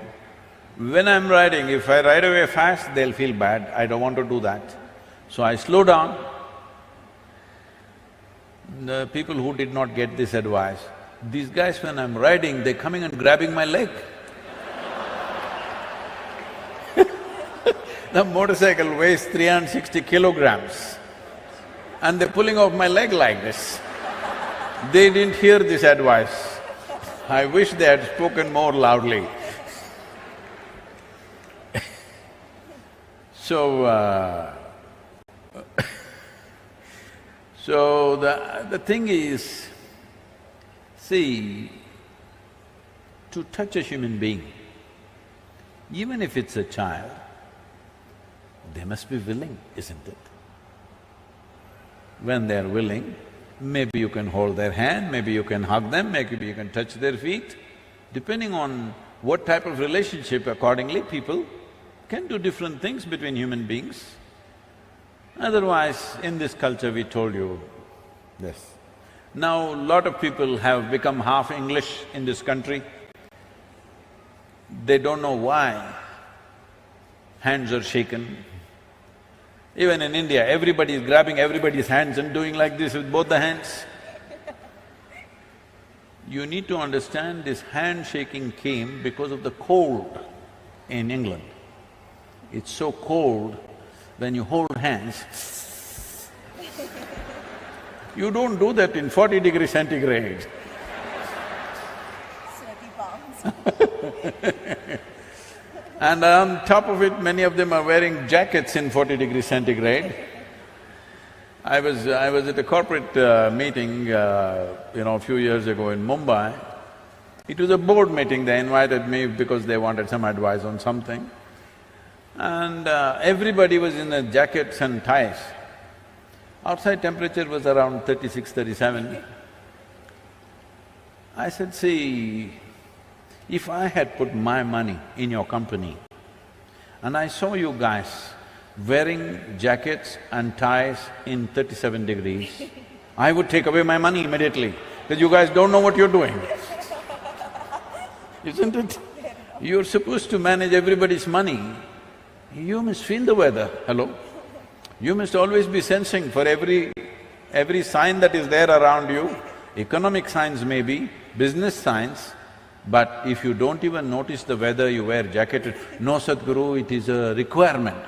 Who made the requirement? Who told you it's a requirement? No, it's it is expected. I said, who the hell is expecting, huh? Why are you wearing a tie in India when the temperatures are the way they are? All this is done to prevent cold affecting your throat. You in summer, you're wearing ties and walking around. This is slavery at the core of Indian mind, this needs to go. I was in our tribal school. The government is running a small one-room school in the tribal village. We were educating the children in the ashram, but the government opened a small school, one-room school, one teacher who comes once in a way. And I go there and all these girl children, they're wearing ties like necklaces here. They think it's a kind of a necklace, they were wearing it here. I said, what is this? Why is the state government insisting these girls should wear a tie to the school? Where the hell are we? So I'm saying, it is time we rejig this nation in so many ways. It's good to touch the soil where the Guru has stepped rather than grabbing his feet. So, don't molest the Guru's feet without his permission.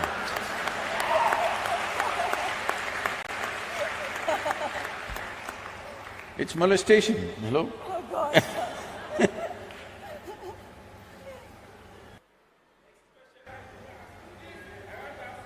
Yeah, get the microphone. Where's the microphone, please?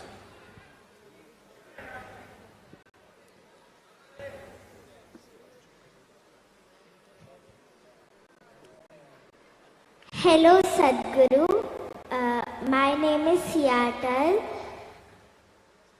I have question that I don't have any followers.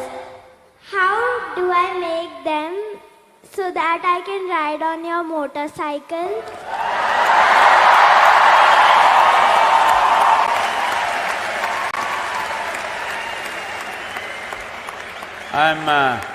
I'm reducing the number from 25 million to just 1,000 for you. If you get me 1,000, you get the ride. 1,000 you can do, I know you're capable of that.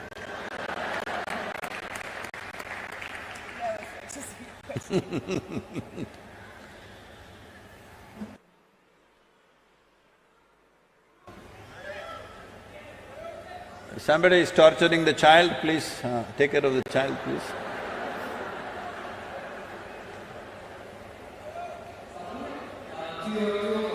Where are you? Okay. Yeah. Hi Sadhguru, this is Anup Kumar Yama here. I'm the world champion gold medalist in Arjuna Awardee in roller skating. What did he say? I'm sorry, I'm not able to get it. Yeah, Sadhguru, I'm the world champion in roller skating and an Arjuna Awardee. So my question is, you have another 4,000 kilometers to go. Will you actually skate because it is more good of an exercise for you? Thank you, sir. No. I promise you'll have no broken bones though. I'm not going to break my bones on the motorcycle either. Wonderful, sir. Thank you.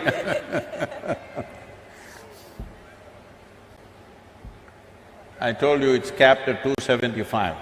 What are you capped at?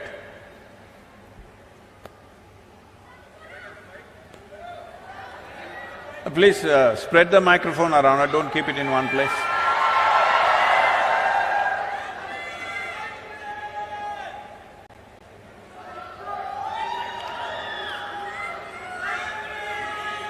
I do this quick. Where is the microphone, please? 2 o'clock again. Thank God I got the mic. Okay, please. Namaskaram Sadhguru. Warm greetings Samantha. Hello everyone. What? So… You must hold the microphone a little closer. You've seen Lady Gaga? Like that. Not like this, like this. Yes. See. Sadhguru, my question is, why is there a difference in the receptivity level when spiritual seekers or when spiritual gurus speak? I hope you got the question. Which is why I brought my cue cards as well. Huh? Which is why I brought my cue cards. See, you should have brought the cue card like Samantha. Okay, let me give you one example. I've been in satsang. When an online satsang happens, I see many spiritual seekers making different kind of sounds, but I don't feel that way. I just feel blissful. Can you answer my question? Thank you, Sadhguru. So they are all freaking, why am I not freaking? That's a question.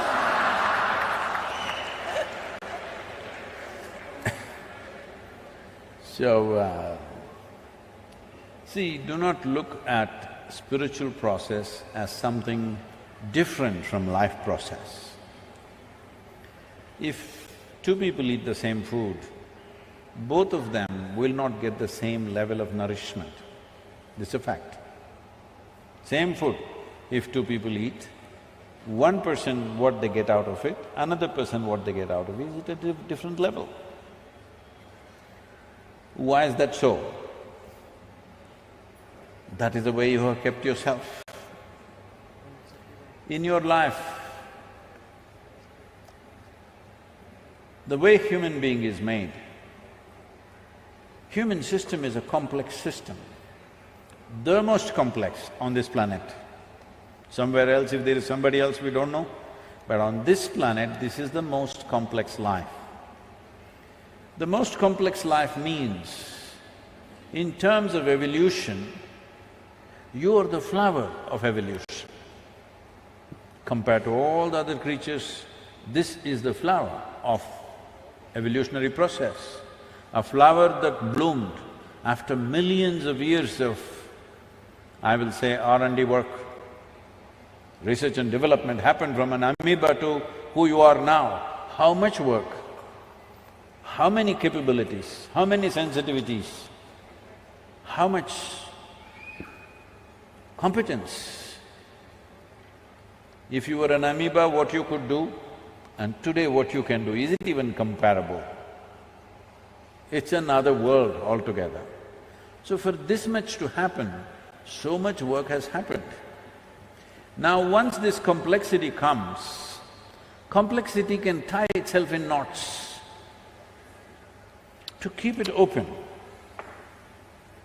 to make it into something that will easily go in the breeze.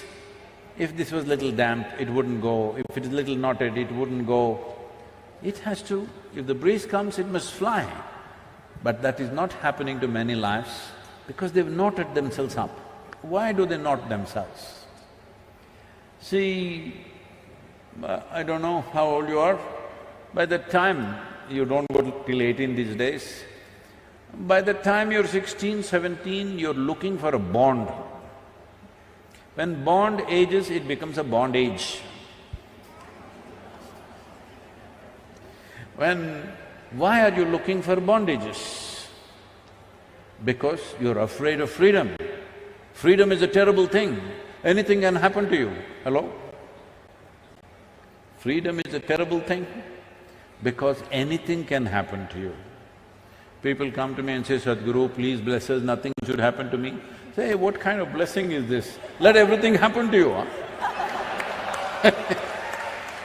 Let everything that can happen in life happen to you.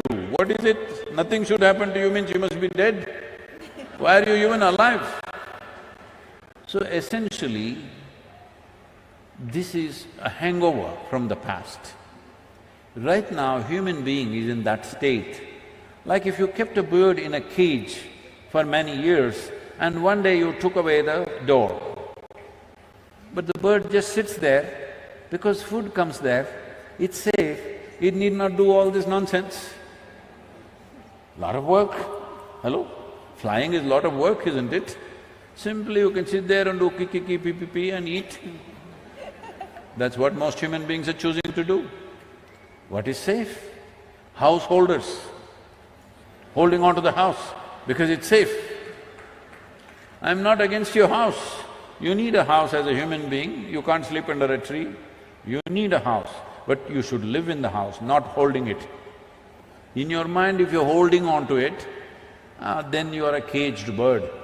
As I told you, I know people who are 80, 90 years of age, they can't come for 3 days, they want to come desperately, Sadhguru, I want to come and be in your presence. They come, what is the problem? But my house… You are not a householder, house is holding you. So, like this you hold on to many things because you don't know. You are in the middle of nowhere, I want you to grasp this. Right now you're in the stadium, it's okay. Actually, if you look at it, you're on a tiny little mud ball that you call as planet Earth. You don't know where the hell it is floating in this cosmos, where it is going, whether it's going or not, whether it will be there the next moment or not, you don't know. Do you know? Hello? Does anybody know, I'm asking? No. Does any scientist know? Does somebody else know? Nobody knows. But here we are sitting and fine, out of ignorance, not out of knowledge. Simply we think we are fine, we are forever. Don't worry, everything will be okay, don't worry, be happy, all kinds of stuff. No, the beauty of life is to know all the possibilities and still not to be perturbed or disturbed by that. Not knowing anything and you're okay, that's okay for a child. If you stay that way, we call you a retard. Yes, I know it's a harsh word to use, but that is the case. Because keeping yourself ignorant and thinking you're innocent is a retarded way of existence, isn't it? Hello? Am I saying harsh things to you? I'm like this, I'm horrible only, what to do? Because I am not here to say sweet things and put you to sleep. I'm here to awaken people.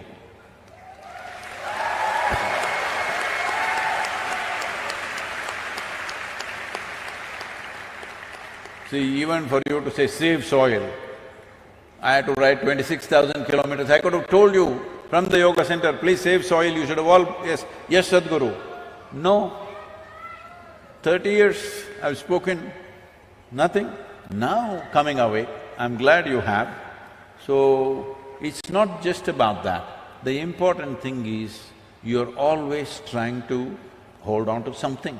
If you sit on this chair for 3 days, this is chair holder. Anything that you touch sticks to you. If I want you to imagine yourself, because right now it's happening mentally, let's say it happened physically. Oh, this is my vessel, it got stuck to you. This is my chair, it got stuck to you. This is my person, got stuck to you. That is my brother, my sister, my wife, my husband, everybody got stuck to you. What a heap of mess you will be. Physically imagine what all is stuck to you in your mind. If it was all stuck to you physically, how terrible a life it would be. And that's what is happening. Because of that, nothing penetrates, everything you're like a stone wall. So if you have to become like breeze, that everything should flow through you, you should be available to life all the time, there is some work to do. If you simply fall in love with everything, it will happen. But that is a little confusing because your idea of love is again to possess somebody. Hello? Yes, isn't it? See, love means they must belong to you. No, that's not how it is. Love means what you love you must liberate, isn't it? Hello? No? So, if you love the life that is here, because that's all that's here, you must liberate it. This is why mukti is not a concept that somebody made up. This is the innermost longing. But that longing is in many ways suppressed on a daily basis, talking about safety, talking about security, talking about sanity, talking about doing the right thing in the society, your duty, your nonsense. You suppress the mukti or the longing for mukti, which is not a teaching or a philosophy, it is the deepest longing. If I keep you imprisoned in a 5x5 cubicle, you will want to become free desperately, isn't it? If I release you into your 10x10 cubicle, you'll feel wonderful for 2 days. Then you'll feel this is a terrible prison. If I release you into your 100x100 cubicle, you'll feel this is fantastic for a week, and then you'll feel terribly imprisoned. It doesn't matter where I set the boundary. The moment you realize there is a boundary to my life, there is something within you longing to break that boundary. This is the longing for mukti. It is not a concept, it is not a philosophy. This is the life's most innate longing, is to become free. But freedom is a terrible thing, because anything could happen to you. So you bind yourself. Even if you bind yourself, it still happens to you. Life is not going to spare you, it still happens to you. It's like somebody asked me, Sadhguru, some of my friends say they function really well. When they drink alcohol, when they smoke marijuana, they become very creative, they become very effective. Yeah, that guy also. All this. So I said, see, nobody becomes better, nobody functions better by lowering their faculties. It is just that they become less ashamed of doing things clumsy.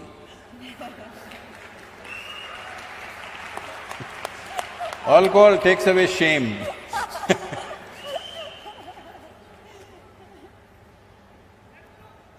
Anybody, please take the microphone, whoever.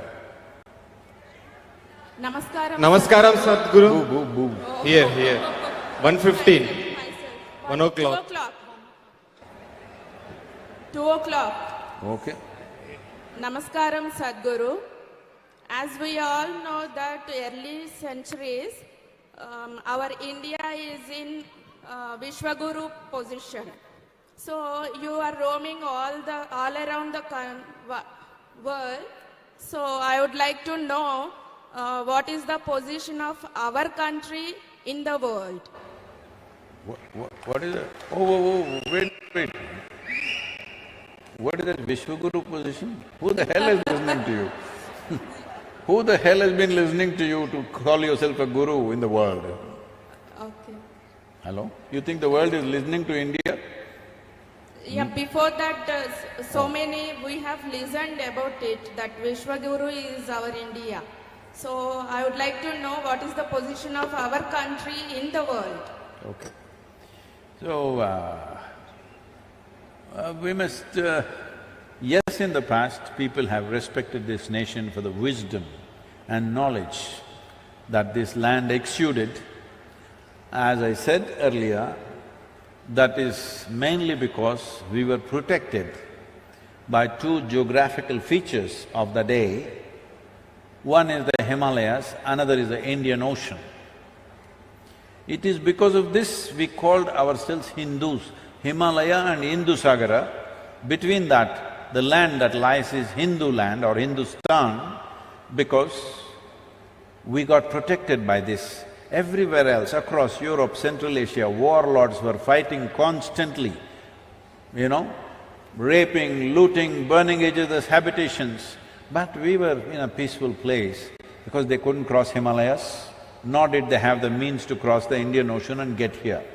Once they managed to cross Himalayas, after that you know what happened in the last 1,000 years, all right?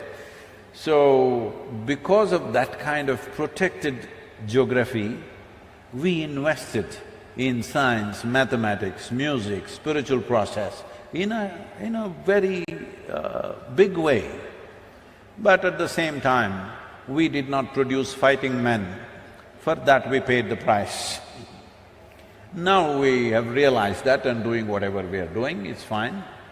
So, yes, it is true at one time anything spiritual, anything profound means look towards India was a natural process. But I don't think we have that right now. We must gain it once again because we still have the possibility, we still have the fundamentals for that. We have the fundamentals, but we have to build on it. But there is a problem of, as I said, all sorts of people going and setting up spiritual centers in the West and doing some silly things and getting ridiculous amount of bad press out there. And what I have seen is, now it is different. Wherever I go, every door is open in the world. But in the last 30 years, every door was closed. A university, a conference, important events in the world, everything was closed for an Indian guru because people who went ahead of me had made sure that everything is sealed. Really, you had to really work hard and prove your worth, otherwise nobody would open a door for you. Today, everybody wants us, that's different, but unfortunately this has happened. A guru is a four-letter word, it's a bad word. What, you're a guru? They say, oh Sadhguru, you don't look like a guru. You don't talk like a guru. How is a guru supposed to talk? Oh, they're supposed to say some inane stupid things that nobody understands. Yes, really openly, some top influencers in United States telling me this. A guru is supposed to say some inane, miserable things that nobody understands and nobody cares. Only in his community, people who don't know how to read that book, when he reads the book, they're listening to him. So unfortunately this has happened, but in many ways, we are once again putting India back on the spiritual map of the world in a big way. The reach across Africa, South America, North America, Europe, Central Asia is like almost 100%. I must tell you this incident. I was in Côte d'Ivoire, or it's called as Ivory Coast. I was in Abidjan, which is the capital. I was there for the COP15. My Saudi Arabian visa was not cleared. So, because I had time there, I went to the agency which was issuing this visa. but they wanted my fingerprints, so I had to go there. So this was in some inside locality, not a proper embassy. So I went there and I was coming out, somebody else was driving the car. I was sitting in the front seat. It was around 11:30, 12 in the morning, noon time. One guy was sitting there on the street side, on the floor. This is the kind of guy who is drunk by 11 o'clock in the morning. Or like that whistling boy. He's either smoked up or drunk, that kind of guy. Sitting there on the floor, on the street, on the sidewalk. He looks at me and says, "Seriously, Sadhguru?" I thought, this is it.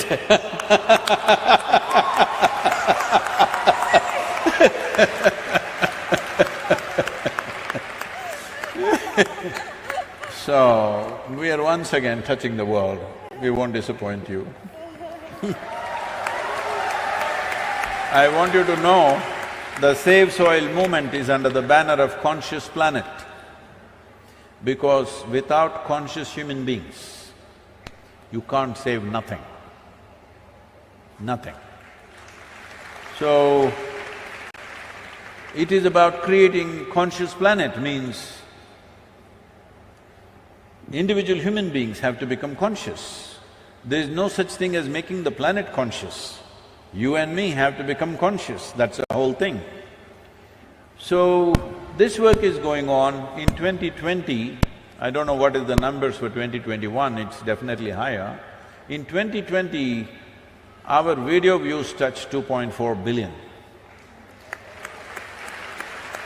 And I am not a beautiful superstar like you.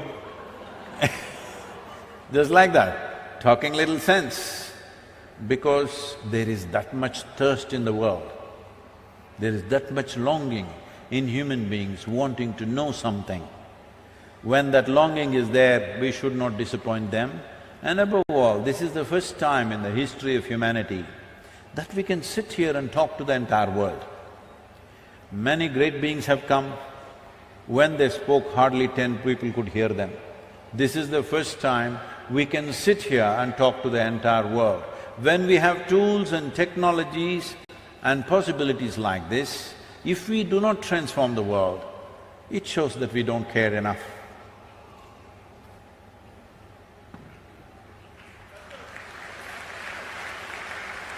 Namaskaram. Hello sir, hello sir, hello ma'am. So my question to you is, what on an individual level can… Ask her also, huh? Yeah, I think it's for both of you, sir, Okay. ma'am. So what on an individual level can I contribute to make a difference and to save soil? Like, what is the basic contribution can I make as an individual? Because I'm not like a great person like you or ma'am. So, like a common man, what can I do? A small thing to save soil. See, please. One thing is, you being a common man is a lie. First thing, you're not a man. Another thing is, you're not common. I don't see anybody else like you, so you're not common. I know in your life, within yourself, you're very special for your own life, isn't it? Hello? Let's be straight about this. Within your own home, you are a very special person. If somebody treats you in a common way, will you take it? No. So don't use those things are said in political rallies. It's okay. There is no common man in the world. If you meet him in a private space, he's a very special guy. So don't describe yourself like that. You're doing this… I'm sorry, I'm being a little like this, because I'm using this question to prick everybody, not just you.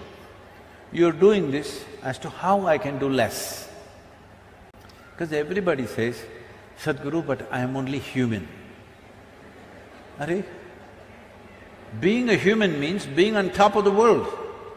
Of all the creatures on this planet, you are right on the top. Yes or no? In the evolutionary scale of things, you are on top of the world and you say, I am only human. When will you say, I am human? Because human is a great possibility, but you always refer to your humanity as a weakness. You always refer to your humanity as if it can't do anything. So now you have a phone with you. Phone. Is it a smart one or a dumb one? Huh? Smart one, see? Then what's the problem? You have a smart companion with you, always at your beck and call. So when you have such a smart companion, that guy, you call him… you've given him a name? No, because these days people are giving names to their phones. Where is my pinky? Where is my pinky? Somebody was looking for their pinky and I said, what pinky? No, my phone, I call it pinky, it's on it written pinky. So no name for the guy. We'll call him Ramo today. Am I being too nasty? Is it okay? I call my car prophet. Huh? I call my car prophet. She confessed something, I'm not telling it. So, you have a powerhouse in your hands. It's a powerhouse. Just you, one person. Leave the others, just you. If you are really committed with this kind of a companion in your hand, you can touch the 4 billion people I'm talking about. You can. Will you or will you not? That's left to you. But you have the means to do it. Yes or no? You have the means to do it, every one of you, you have the means to do it. Will you do it or not is the only question. I heard 27 and a half voices.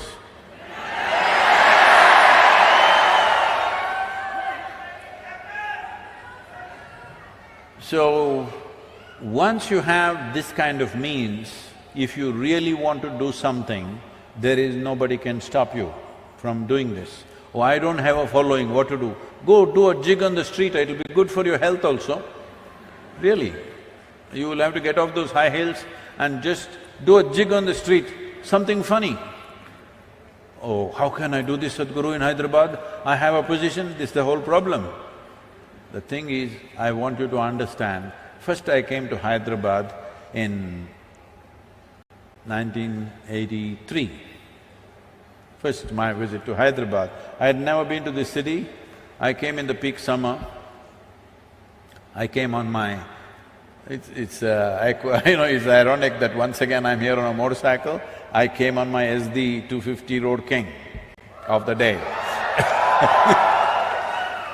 So, I always lived in Mysore, Bangalore and largely in the Western Ghats where it's cool, and I came to Hyderabad, the damn place was sweltering in the month of May.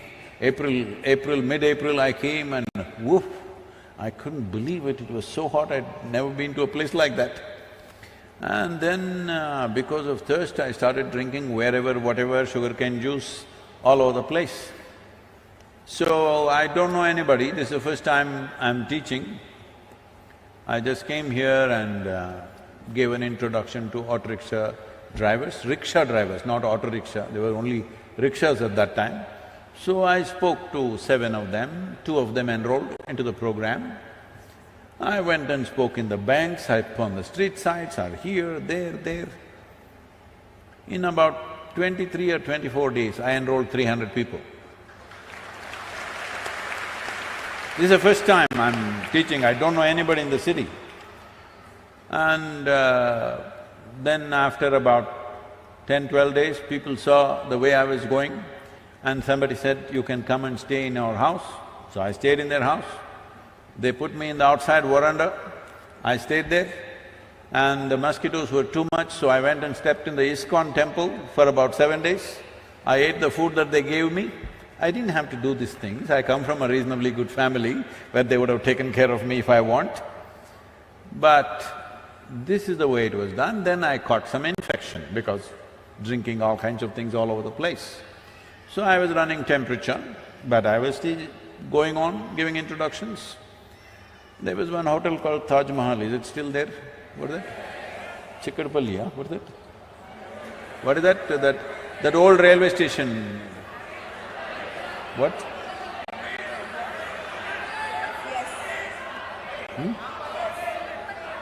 Namak?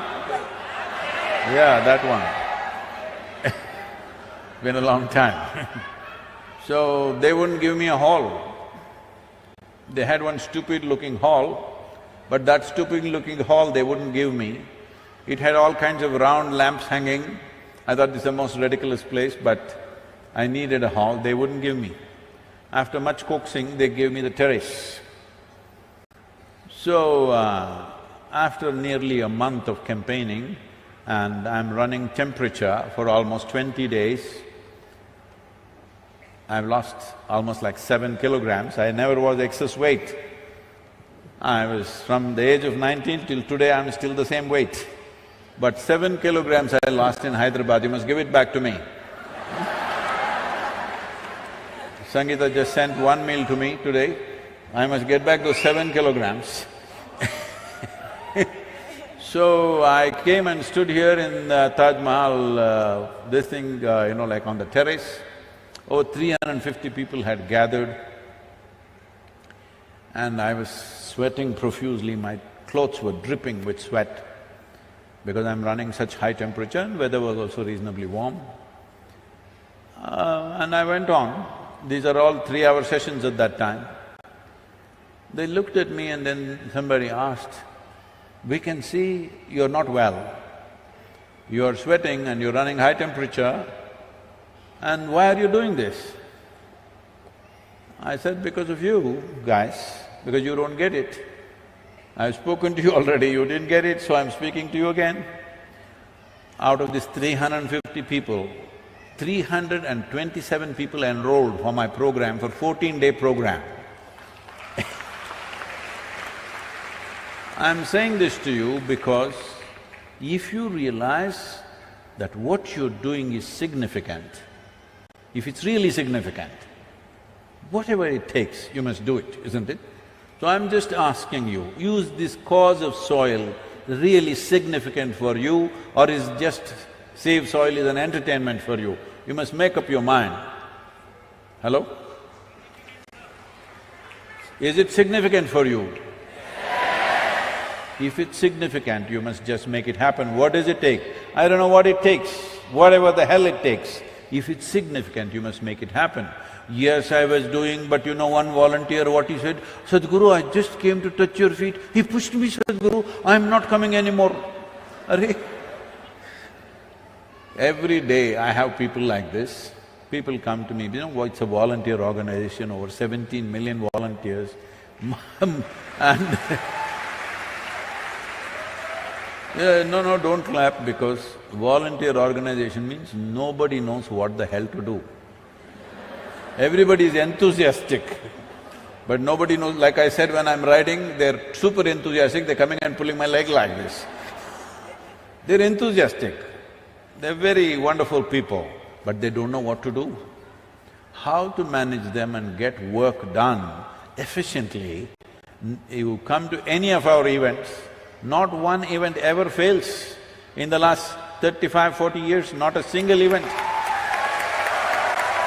So, they do really wonderful things. This Save Soil movement, when I did not speak to our volunteers, including… nobody in Isha was spoken to till 3rd of January. I started this Conscious Planet Foundation in United States 2 years ago. I've been working with just 8 people, trying to figure out a few things. Only on 3rd January, I called about 15, 20 core volunteers in the ashram and told them, we're going to do this international. So, there is no time, let's do it in 2023. How can we do it in March 21st? Just 2.5 months, not possible. I said, this is 2022, it's happening. Then some of the people, even in the core group, started saying, no, Isha cannot do this. These are all volunteers, how can they do this? There's so many complexities. Going through 27 countries, through borders, you don't know how many complexities are there. Because of the war, the route changed 3 times. And because of this extra 1,700, 1,800 kilometers we did, which we had to accommodate in the existing schedule which was there, all this seamlessly, our volunteers, without a single hitch till this moment.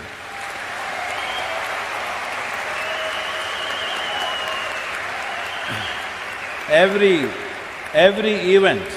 event in all these nations booked up 3 to 4 times over. Just halls couldn't take it, that is the only restriction. Otherwise, everywhere there would be 3 times more people. I'm sure even in Hyderabad it would be the same. This is because…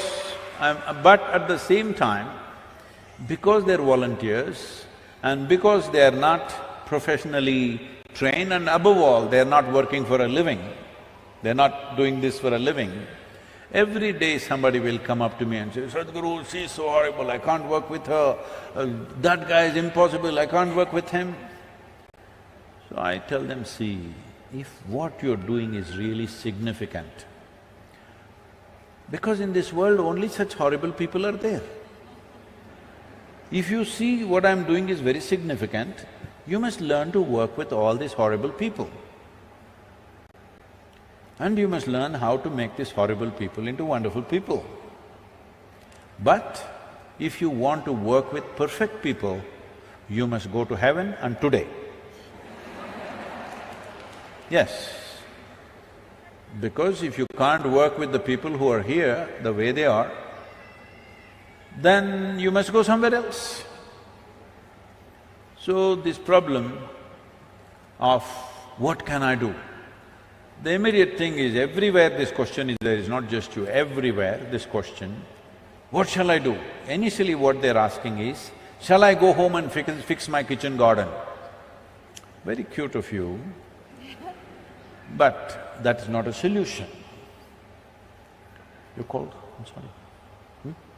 You need something? No. You need it? Okay. So, for most people who are living in apartments, your kitchen garden may be 2 pots. One may be some kind of a flower thing, another may be 1 tomato hanging there. That's your kitchen garden. You want to go and fix it. Very cute of you, it's a good thing to do, but it's not a solution.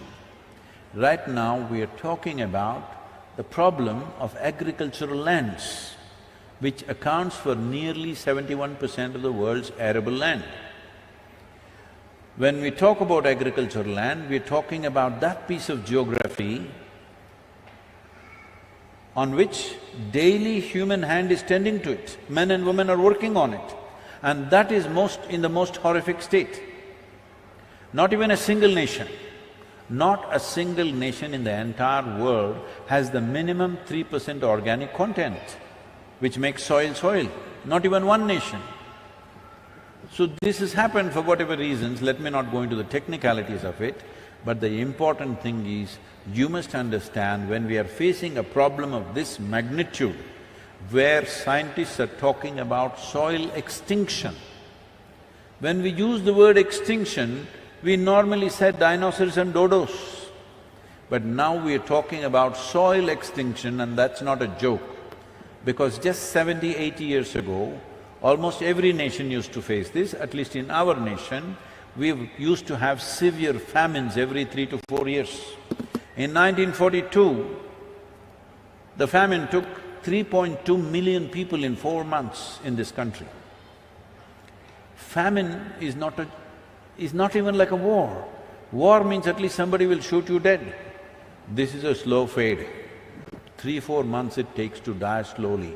Most terrible things will happen to you. You will lose your humanity altogether. There have been many nations, many situations, I don't want to name them, but there have been many places where people have chopped off the limbs of their own children and eaten to survive, because they didn't want to kill their children. Do we want to drive the world once again in the direction of the famine? Because that's exactly where we are pointed right now. The whole world is moving towards a famine. It is not even that we have not reached there yet. Already 2 nations in Africa, today you just see the news, 2 nations in Africa are going into severe famine. 49 million people are not going to have any food. David Beasley, who was on the video I saw, he said, we don't have the money. to provide food. Last year they provided food worth $9 billion. This year they asked for $15 billion. They are not getting it because everybody is talking about Ukraine. Next year they want $22 billion. How long will you run the world like this? Food must grow where people are, isn't it? You get it from here, there and give aid, is it going to work for long? This year, I want all of you to know this and feel it in your hearts, otherwise what is the point? 350,000 children could die in the next 4 to 6 months because there is no nourishment. How can we let this happen? After all this infrastructure, this education, this information, this technology, everything, once again we are driving the world towards famine. This is simply unpardonable as far as I'm concerned. We must turn it away. Fortunately, 74 nations have already declared, others are examining the Save Soil policy document. I'm sure they will move in that direction, I have no doubt about it. We will also work on this. We are setting up a 25-member scientific committee which will handhold small nations. After this journey is over, the real hard work begins. So what can I do? One thing is, you can give your time to me, I can make use of you because you have a smart friend. That is one thing. But right now, you use your smart friend, look him up properly, explore your smart friend properly. There are so many possibilities there. Do something, do hee, ha ha, do a jig, do a song, do whatever damn nonsense you want to do. But somehow awaken the world to this, because otherwise, once again we are driving towards famines. This time, it could be a global thing. When food scarcity comes, I want you to know, whoever has the biggest guns will take the food. Even if you grow it in your backyard, you will not eat it. Just know this. Thank you. Thank you so much, Sadhguru, for the beautiful insights. And yes, we are all with you in the Save Soil movement. Thank you so much, Samantha, for joining in conversation with Sadhguru. And I spoke very harshly in the last answer. I want to say something nice. Ask a nice question to somebody, a fun question. The last question, please. Okay, anyway, we can take somebody across anything only if they are willing. Willingness means, let me tell you, this happened. Wait, if I have to tell you a story, tell you a story, you must be in the right mode. When I say once upon a time, you must say ha ha. Hello? Once upon a time. Shankar and Pillai had 3 boys.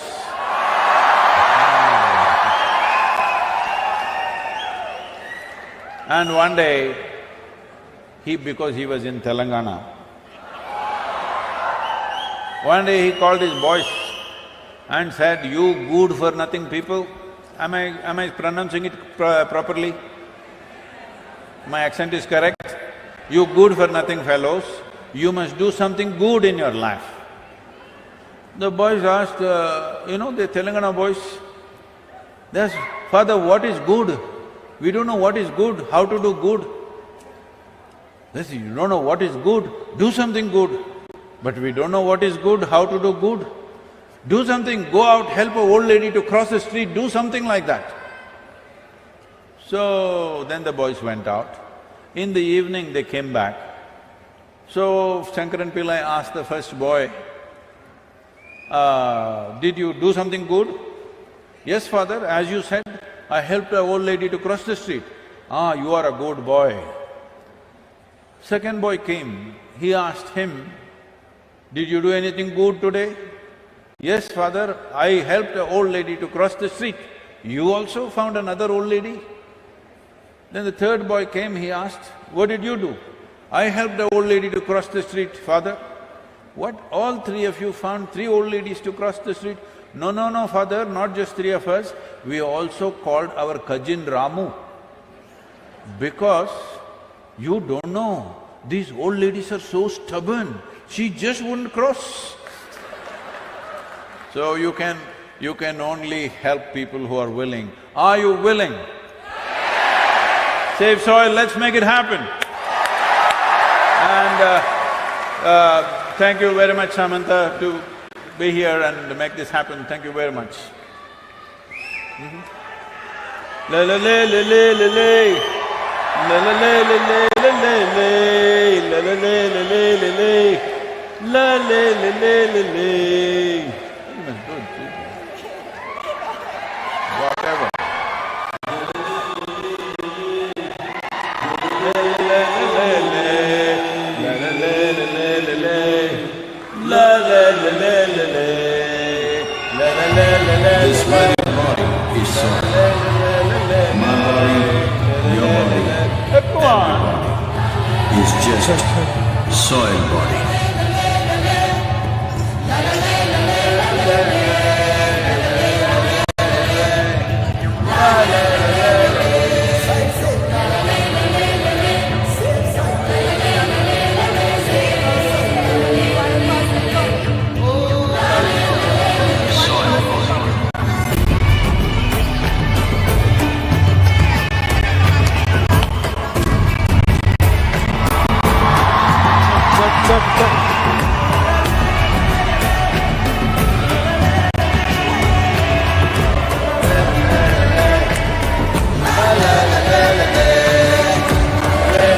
The magic of soil is it turns death into life.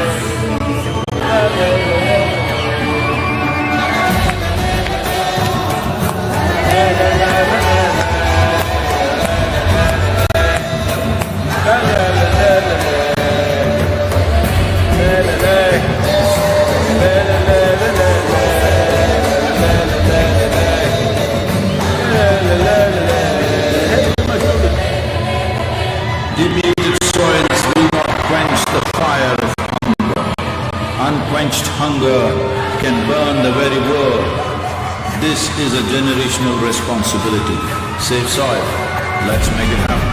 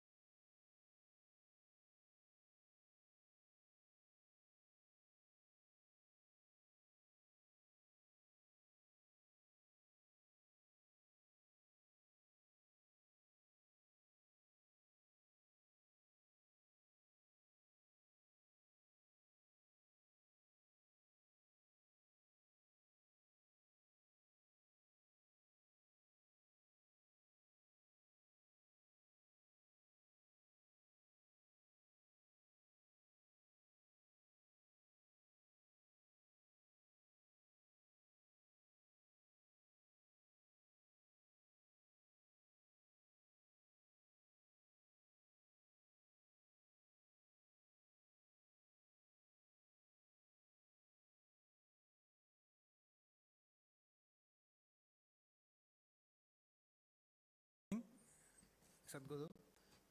Good evening, ladies and gentlemen. Thank you all for being here with us today. On behalf of the Economic Times, it's my pleasure to welcome everyone to the latest edition of ET Conversations, our initiative to create awareness with the economic, social, on sustainability. We all get embroiled in our immediate challenges, issues like the pandemic, the looming recession, the Ukraine war, the growing social unrest occupy the top of our mind. But there's a larger crisis looming ahead of us. The very sustainability of our planet for the future generations is at stake. While there's awareness on climate change, environmental degradation, and global warming, these only form a small part of the larger picture. The Save the Soil initiative being championed by Sadhguru, as we saw in the video just now, and Isha Foundation has brought the issue to light and shall have a profound impact on generations to come. It takes a spiritual master like Sadhguru. Sadhguru, I did hear the video yesterday also.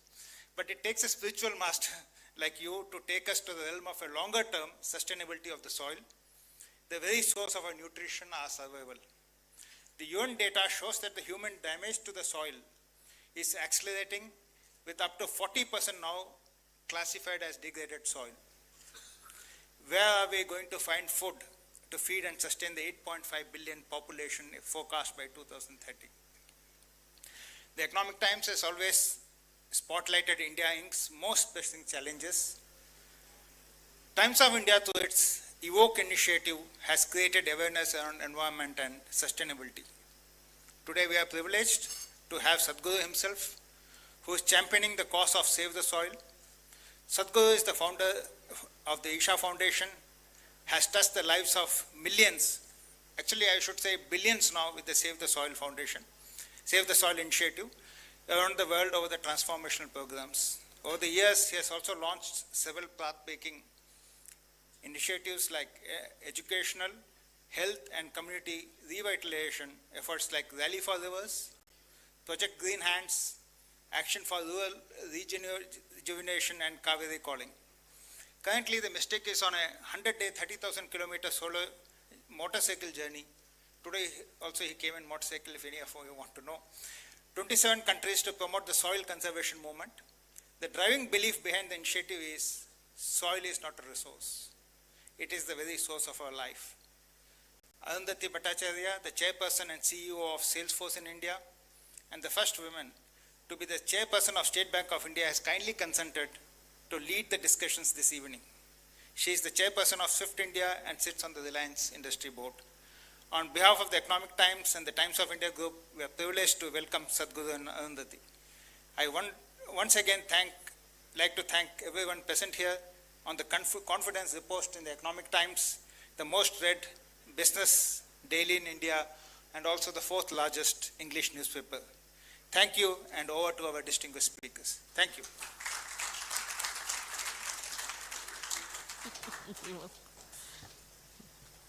Oops.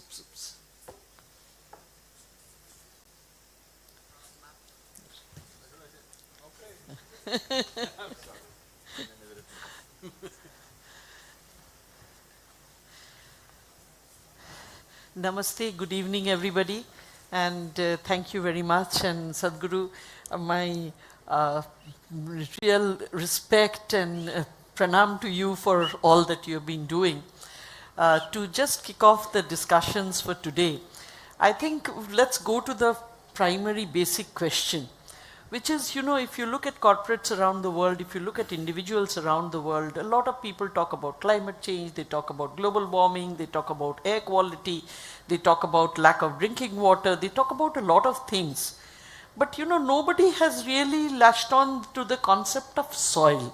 So what led you to it, and why soil? Why do you think it's the primary cause for which you led such a huge movement? Namaskaram to everyone. Good evening. I've been talking about soil for 30 years now, and you need this? No, I have a beard. Okay. It's all right. For the last 30 years I've been talking about soil, I've spoken to ministers, I've spoken to heads of state, I've spoken to various bureaucrats, responsible people in the society. Everybody says, Sadhguru, this is fantastic, we never knew, this is great, and they'll sleep on it. So, I've been wondering, what is it that takes for people to wake up, really? And as I speak to various agricultural ministries around the world, I found that everybody knows the problem. All the soil scientists know the problem, most agricultural ministries in the major nations know the problem, and they also know the general direction of the solution, where we should go. So I realized they know the problem, they know the solution, they are waiting for an idiot to bell the cat. So here I am.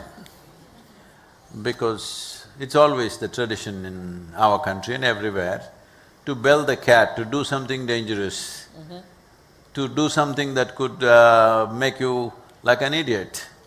You always choose a village idiot to do it. So I'm somebody who's got nothing to lose, I have no election to win, I have no money to make, I have no salary to receive from anybody. So I thought I could do what I want and what is needed, because you must understand, even in large conventions, where the entire world sits together. Just in January, we had a large convention. Yes. I've spoken to many environment ministers who attended this convention for 2 weeks, and they said, Sadhguru, we were there for 2 weeks, we did not hear the word soil, why? I said, you must ask that question because I don't want to get into the politics of why, because I need those people also for Save Soil movement, so I'm not willing to divide those who have consciously avoided this. But you talked about water, air.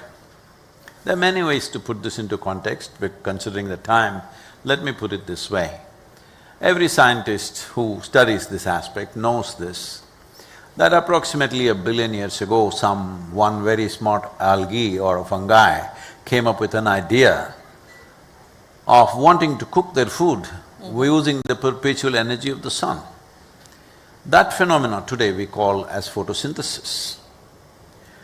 Before the phenomena of photosynthesis started, the atmospheric oxygen was a shade over 1%. Today it is 21%. This 21% oxygen is not only keeping us alive right now, helping us to breathe, it is the basis of our evolution. Complex life on this planet happened only as oxygen levels in the atmosphere went on increasing, and that is a consequence of photosynthesis. But in the last 1,000 years, we have removed 85% of the photosynthesis on the planet. What's our plan really? So how do I know this? What am I? Am I a soil scientist? Am I an environmentalist, ecologist? None of these. I'm like a worm on this planet. I live on this planet, I crawl on this planet. 6.5 decades I've been crawling around on this planet, feeling it. Isn't everybody doing it? No. They've built their own worlds in their head. I didn't build any of my own, so I live on this planet. Others live in their psychological spaces, they've built their own individual world. In your group, I'm sure it's fashionable to say corporate world. So you have a different world. I live on this world. I think it's time everybody lives on this world, because this is the only damn world we have to really live, if you want to live. So Sadhguru, I agree, that the basis of life, as you say, it's this world and this soil, this earth that we are talking about. In the Eastern philosophy, we talk about the Panchabhuta, and obviously the earth is very much part of that. So just talking about air and water doesn't cut it. Ultimately, it comes down to the soil. No, water and air are products of soil. Right. Without rich soil, none of these things will be available the way we know it. Right. And I think you said somewhere also as to the amount of water that can be retained in soil. Means it's besides the rivers and ponds and lakes, the mere capacity of soil to hold water. You talked about that somewhere as well, I think. See, the water, excess water should go into ponds and rivers, but the water should be generally in the soil. Soil should be moist always. Only then the microbial activity is at its full scale. When we say microbial activity, we are not talking about some creatures. We are talking about the source of our life. 60% of our bodies today are still microbes, only 40% is genetic material. 60% are microbes here, and the same is true with the soil. So what is happening in the soil? This 15 to 18 inches of topsoil is a magical material which has generated every other creature on this planet. Whatever you've seen as life, whether it's a worm or an insect or a bird or a tree or an animal or human beings, every one of them are a product of the life that is happening within 15 to 18 inches of topsoil. To create 1 inch of topsoil, it would take 600 to 800 years, that is if there was no human footprint. Today with the present level of human footprint, to create 1 inch of soil, it would take 13,000 years. But nearly 50% of the soil, topsoil, is gone. And which reminds me, Sadhguru, you know, of one of the experiences I had when I was in my earlier organization, and I was looking at some cane farmers. And these cane farmers, what they would do is, in the night, they would switch on the pumps and go to bed. And in the morning, they'd switch off the pumps. And in the meanwhile, the whole place would be flooded. So they were doing what is called flood irrigation. But as a result of it, much of the topsoil was getting drained out into the ponds, etc., along with the fertilizers and things. The ponds were silting up, the topsoil was eroding, and they were using more and more fertilizers. These fertilizers going into the ponds, in turn, were creating more weeds and things like that and silting it up. And therefore, the water, the capacity, the retention capacity of those water bodies was going down, the topsoil was going, and yet, you know, they had no understanding of what they were doing. And that is my question, that, you know, when we are talking about soil, you are creating this awareness all around. But if you look at the poor farmers today in India, they have these very small holdings and they want to maximize their production. So they use resources which they feel will give them better production because they need more income. So how is it that we are going to raise the awareness of such people who, you know, are really dependent on the soil and who feel that the only way of getting more out of it is using practices which are not really the right kind of practices? How do we bring about that awareness in all of them? When it comes to the farmer, preaching and teaching is of no use, because farm economy is so fragile. If you just touch it, it'll collapse. It's in that kind of condition. You've obviously heard about the suicides. People are disputing the numbers. Is it 300,000? Is it 250,000? We must be ashamed. Whether it's 250,000 or 300,000 is a big debate going on. Even if it's 100,000 people, even if it's one man committed suicide because of soil degradation, that he is not able to farm the way he wants, we must be looking at how to change this. So, there is no point preaching and teaching the farmer. The whole economic policy that we have done, we have prepared 193 documents which are handbooks for making policy for 193 nations, unique documents. Okay. Depending upon the latitudinal position, the soil type, the economic condition of a given nation and its agricultural traditions. Why agricultural traditions are important is, even if you have all the science with you, still you cannot change the agricultural practices overnight, which is what you're talking about. Yeah. So the important thing is it has to be incentive driven. When I say incentive driven, can I take a minute or two? Yes, of course, take as much time. We want to hear your ideas, that's the main thing. When I say incentive driven, see right now, in the marketplace, people are talking about organic food. This is a word coined by urban populations who do not know one thing from the other when it comes to farming. I'm sorry I'm speaking like this, but this is a fact, because people are saying farmers should do organic farming. You don't know what farming is. I want you to understand, if you remove all the pesticides and fertilizer from the world today, tomorrow our food production will be 25% of what it is, and that will be the worst disaster you will unfold in the world. So it's very important to understand that farmer doesn't enjoy throwing fertilizer like this, as people are imagining. Fertilizer is very expensive. Every handful that he throws, it hurts him because it's costs him a lot of money. He's throwing it because soil is in that condition. If you do not put that much fertilizer, nothing will come out of it. The practice that you said of, flood irrigation has essentially come to us because of canal irrigation, where the government says you will get only 3 hours of water. So he wants to get all the water he can get, and he's also dug one open well next to his field so that his well also fills up. He doesn't want to lose out the water, 3 hours of water, whatever he can get, he wants to get, which will cause a lot of damage to the soil, of course. But you must understand his condition, because once in 15 days or once in a month, 3 hours, 4 hours, when the canal opens up for him, he wants all of it, all that he can get. It is like a hungry child trying to eat up 3 meals in 1 meal when he's starved out, when he's not sure when the next meal is coming. This is the condition of the farmer. So, the important thing is there has to be an incentive. Right now, the shameful thing in the world is not a single nation, not even one nation on the planet has the minimum 3% organic content. UN goes about to say, if you want to call soil a soil, there must be 3% organic content, otherwise it's becoming sand. But not a single nation has that. The highest, the average that you have in the world right now is Northern Europe, which is 1.48%. Southern Europe is 1.1%. United States of America is 1.25%. India is 0.68%. Africa as a continent average is 0.3%. In the last 25 years, 10% of the world's land has turned into deserts, 10% in 25 years. So this is where we are going. So what is the solution? Because 54% of the world's arable land is farmed and another 18 to 20% is marginally or partly farmed, nearly 71% of the land is under plough.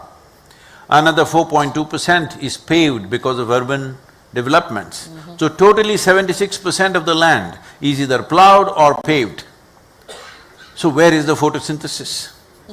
Just look at our lands, look at our farms. What do you see? You just see brown soil and machines. Do you see any vegetation? Do you see any animals? No. There are only two sources of organic content in the world, not only in the world, in the known universe.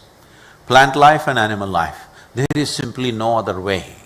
There is no other way that you can bring organic content from somewhere else. It is only plant life and animal life. Both have disappeared from the farms. If you farm like this, in 25 to 30 years, your soil, however rich it was, it will be degenerated, that's what has happened. Now we need to set up an incentive. This is what we are pushing for with all the governments. Whatever the percentage is right now, if you get it to 3%, you will get a certain incentive. If you make the incentive attractive enough, most farmers will go for it. In a country like India, 84.2% of the farmers are small and marginal farmers, that means below 5 acres of land. But they cover only 47.6% of the land area. But these are easy or low-hanging fruits because they were willing to do it for small incentives. Even a small incentive is a big incentive for him. So we could go that way. How the government makes its policy is left to that, but I'm just saying. One thing is the incentive to get them there. Next thing is in the hands of all of you, the corporate world in the world. Can I call you that? Corporate world in the world. So, there is something called as carbon credit market. Last 7 years we've been trying hard to get some kind of carbon credit benefits to our farmers. It's an impossible maze. Just not able to get across. We have not had an inch of success because it looks like the whole thing is designed for industry. The same template is being imposed upon the farmer. There is no way we can get that. So we are pushing with the central government in India and also some of the world bodies that you must make the carbon credit scheme for the farmers very simple, not in the usual measurable way as it's with the industry. With the industry you can measure. With land, how much carbon dioxide it emits when it's in a certain condition, or methane it emits, or how much it sequesters, it is different from moment to moment or at least minute to minute. Early morning if you go there, when the sun is just coming up, it'll be one way. After 2 hours it'll be different way. If it's a humid day, it'll be one way. If it's a dry day, it'll be another way. Nobody can ever measure it exactly. But we can arrive at a common number that if somebody has minimum 3% organic content, he will get so much carbon credit because generally we know how much a certain type of land would sequester. So if you put up such a number, then for today there is discussion in the UN and also in the Economic Forum about fixing somewhere between $28 to $100 per acre. If that kind of benefit comes to the farmer, definitely the second level of incentive will work. The third level of incentive again could come down to you, all of you, is that the market should recognize this. Right now, if you go to the marketplace, they're saying this mango is organic. What is the other one? Is it inorganic? Hello? Is the other one inorganic? Is there such a thing? Now people are talking about no certain amount of fertilizer, pesticide went to it. This is all false. When did a farmer apply the pesticide? When it was flowering, when it was fruiting, or after it is fruited? What has he done? Which time has he done? All this will decide how much has actually gotten into it or not gotten into it. The same goes for fertilizer. When did he apply the fertilizer? So these things to measure in a given mango or a vegetable or a fruit or whatever is a very complex lab affair. This is why it is very important we just measure the organic content. If you measure the organic content, the measurement can happen on the farm in 10-15 minutes' time. This is very important, otherwise if you make lab process compulsory or requirement mandatory, then as in courts we have some 1.2 crore cases waiting. Many of you in businesses, you must know you have cases which are 25 years old and every day you have to push it and it doesn't go anywhere. The same will happen with this. Whatever kind of lab infrastructure you build, you will end up with a backlog that you cannot clear. So it's important that it is settled on the farm. It can be done like this. There are simple instruments with which if you put a solvent, you can, through the video, I'm saying online, you can make the farmer say, okay, take this sample, take that sample, 10 different places in your land, measure in front of me. If he measures there, right there in 10 minutes you can certify, okay, this has 3% organic content.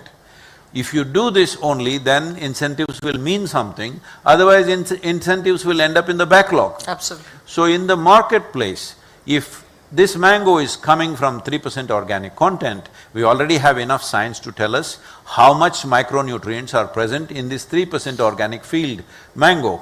So what are the health benefits? What are the preventive health benefits? What are the benefits in terms of, lack of loss of man days? What is the benefit in terms of health and creativity of the human beings? And how the state will benefit by reducing the stress on the healthcare system. There are many things, all this data is there, we can put across all that. So if it is 3%, if it is 1%, you are paying, let's say 10 rupees. If it is 3% organic content farm, you're paying maybe 12 rupees or 15 rupees. If it is 6%, maybe you're paying 20 rupees. But instead of eating 6 or 12 mangoes, you can eat one mango and it fulfills your nourishment requirement. And one important thing that will happen is, once the micronutrient level is higher in the food, the volume of food that you feel like eating will come down significantly.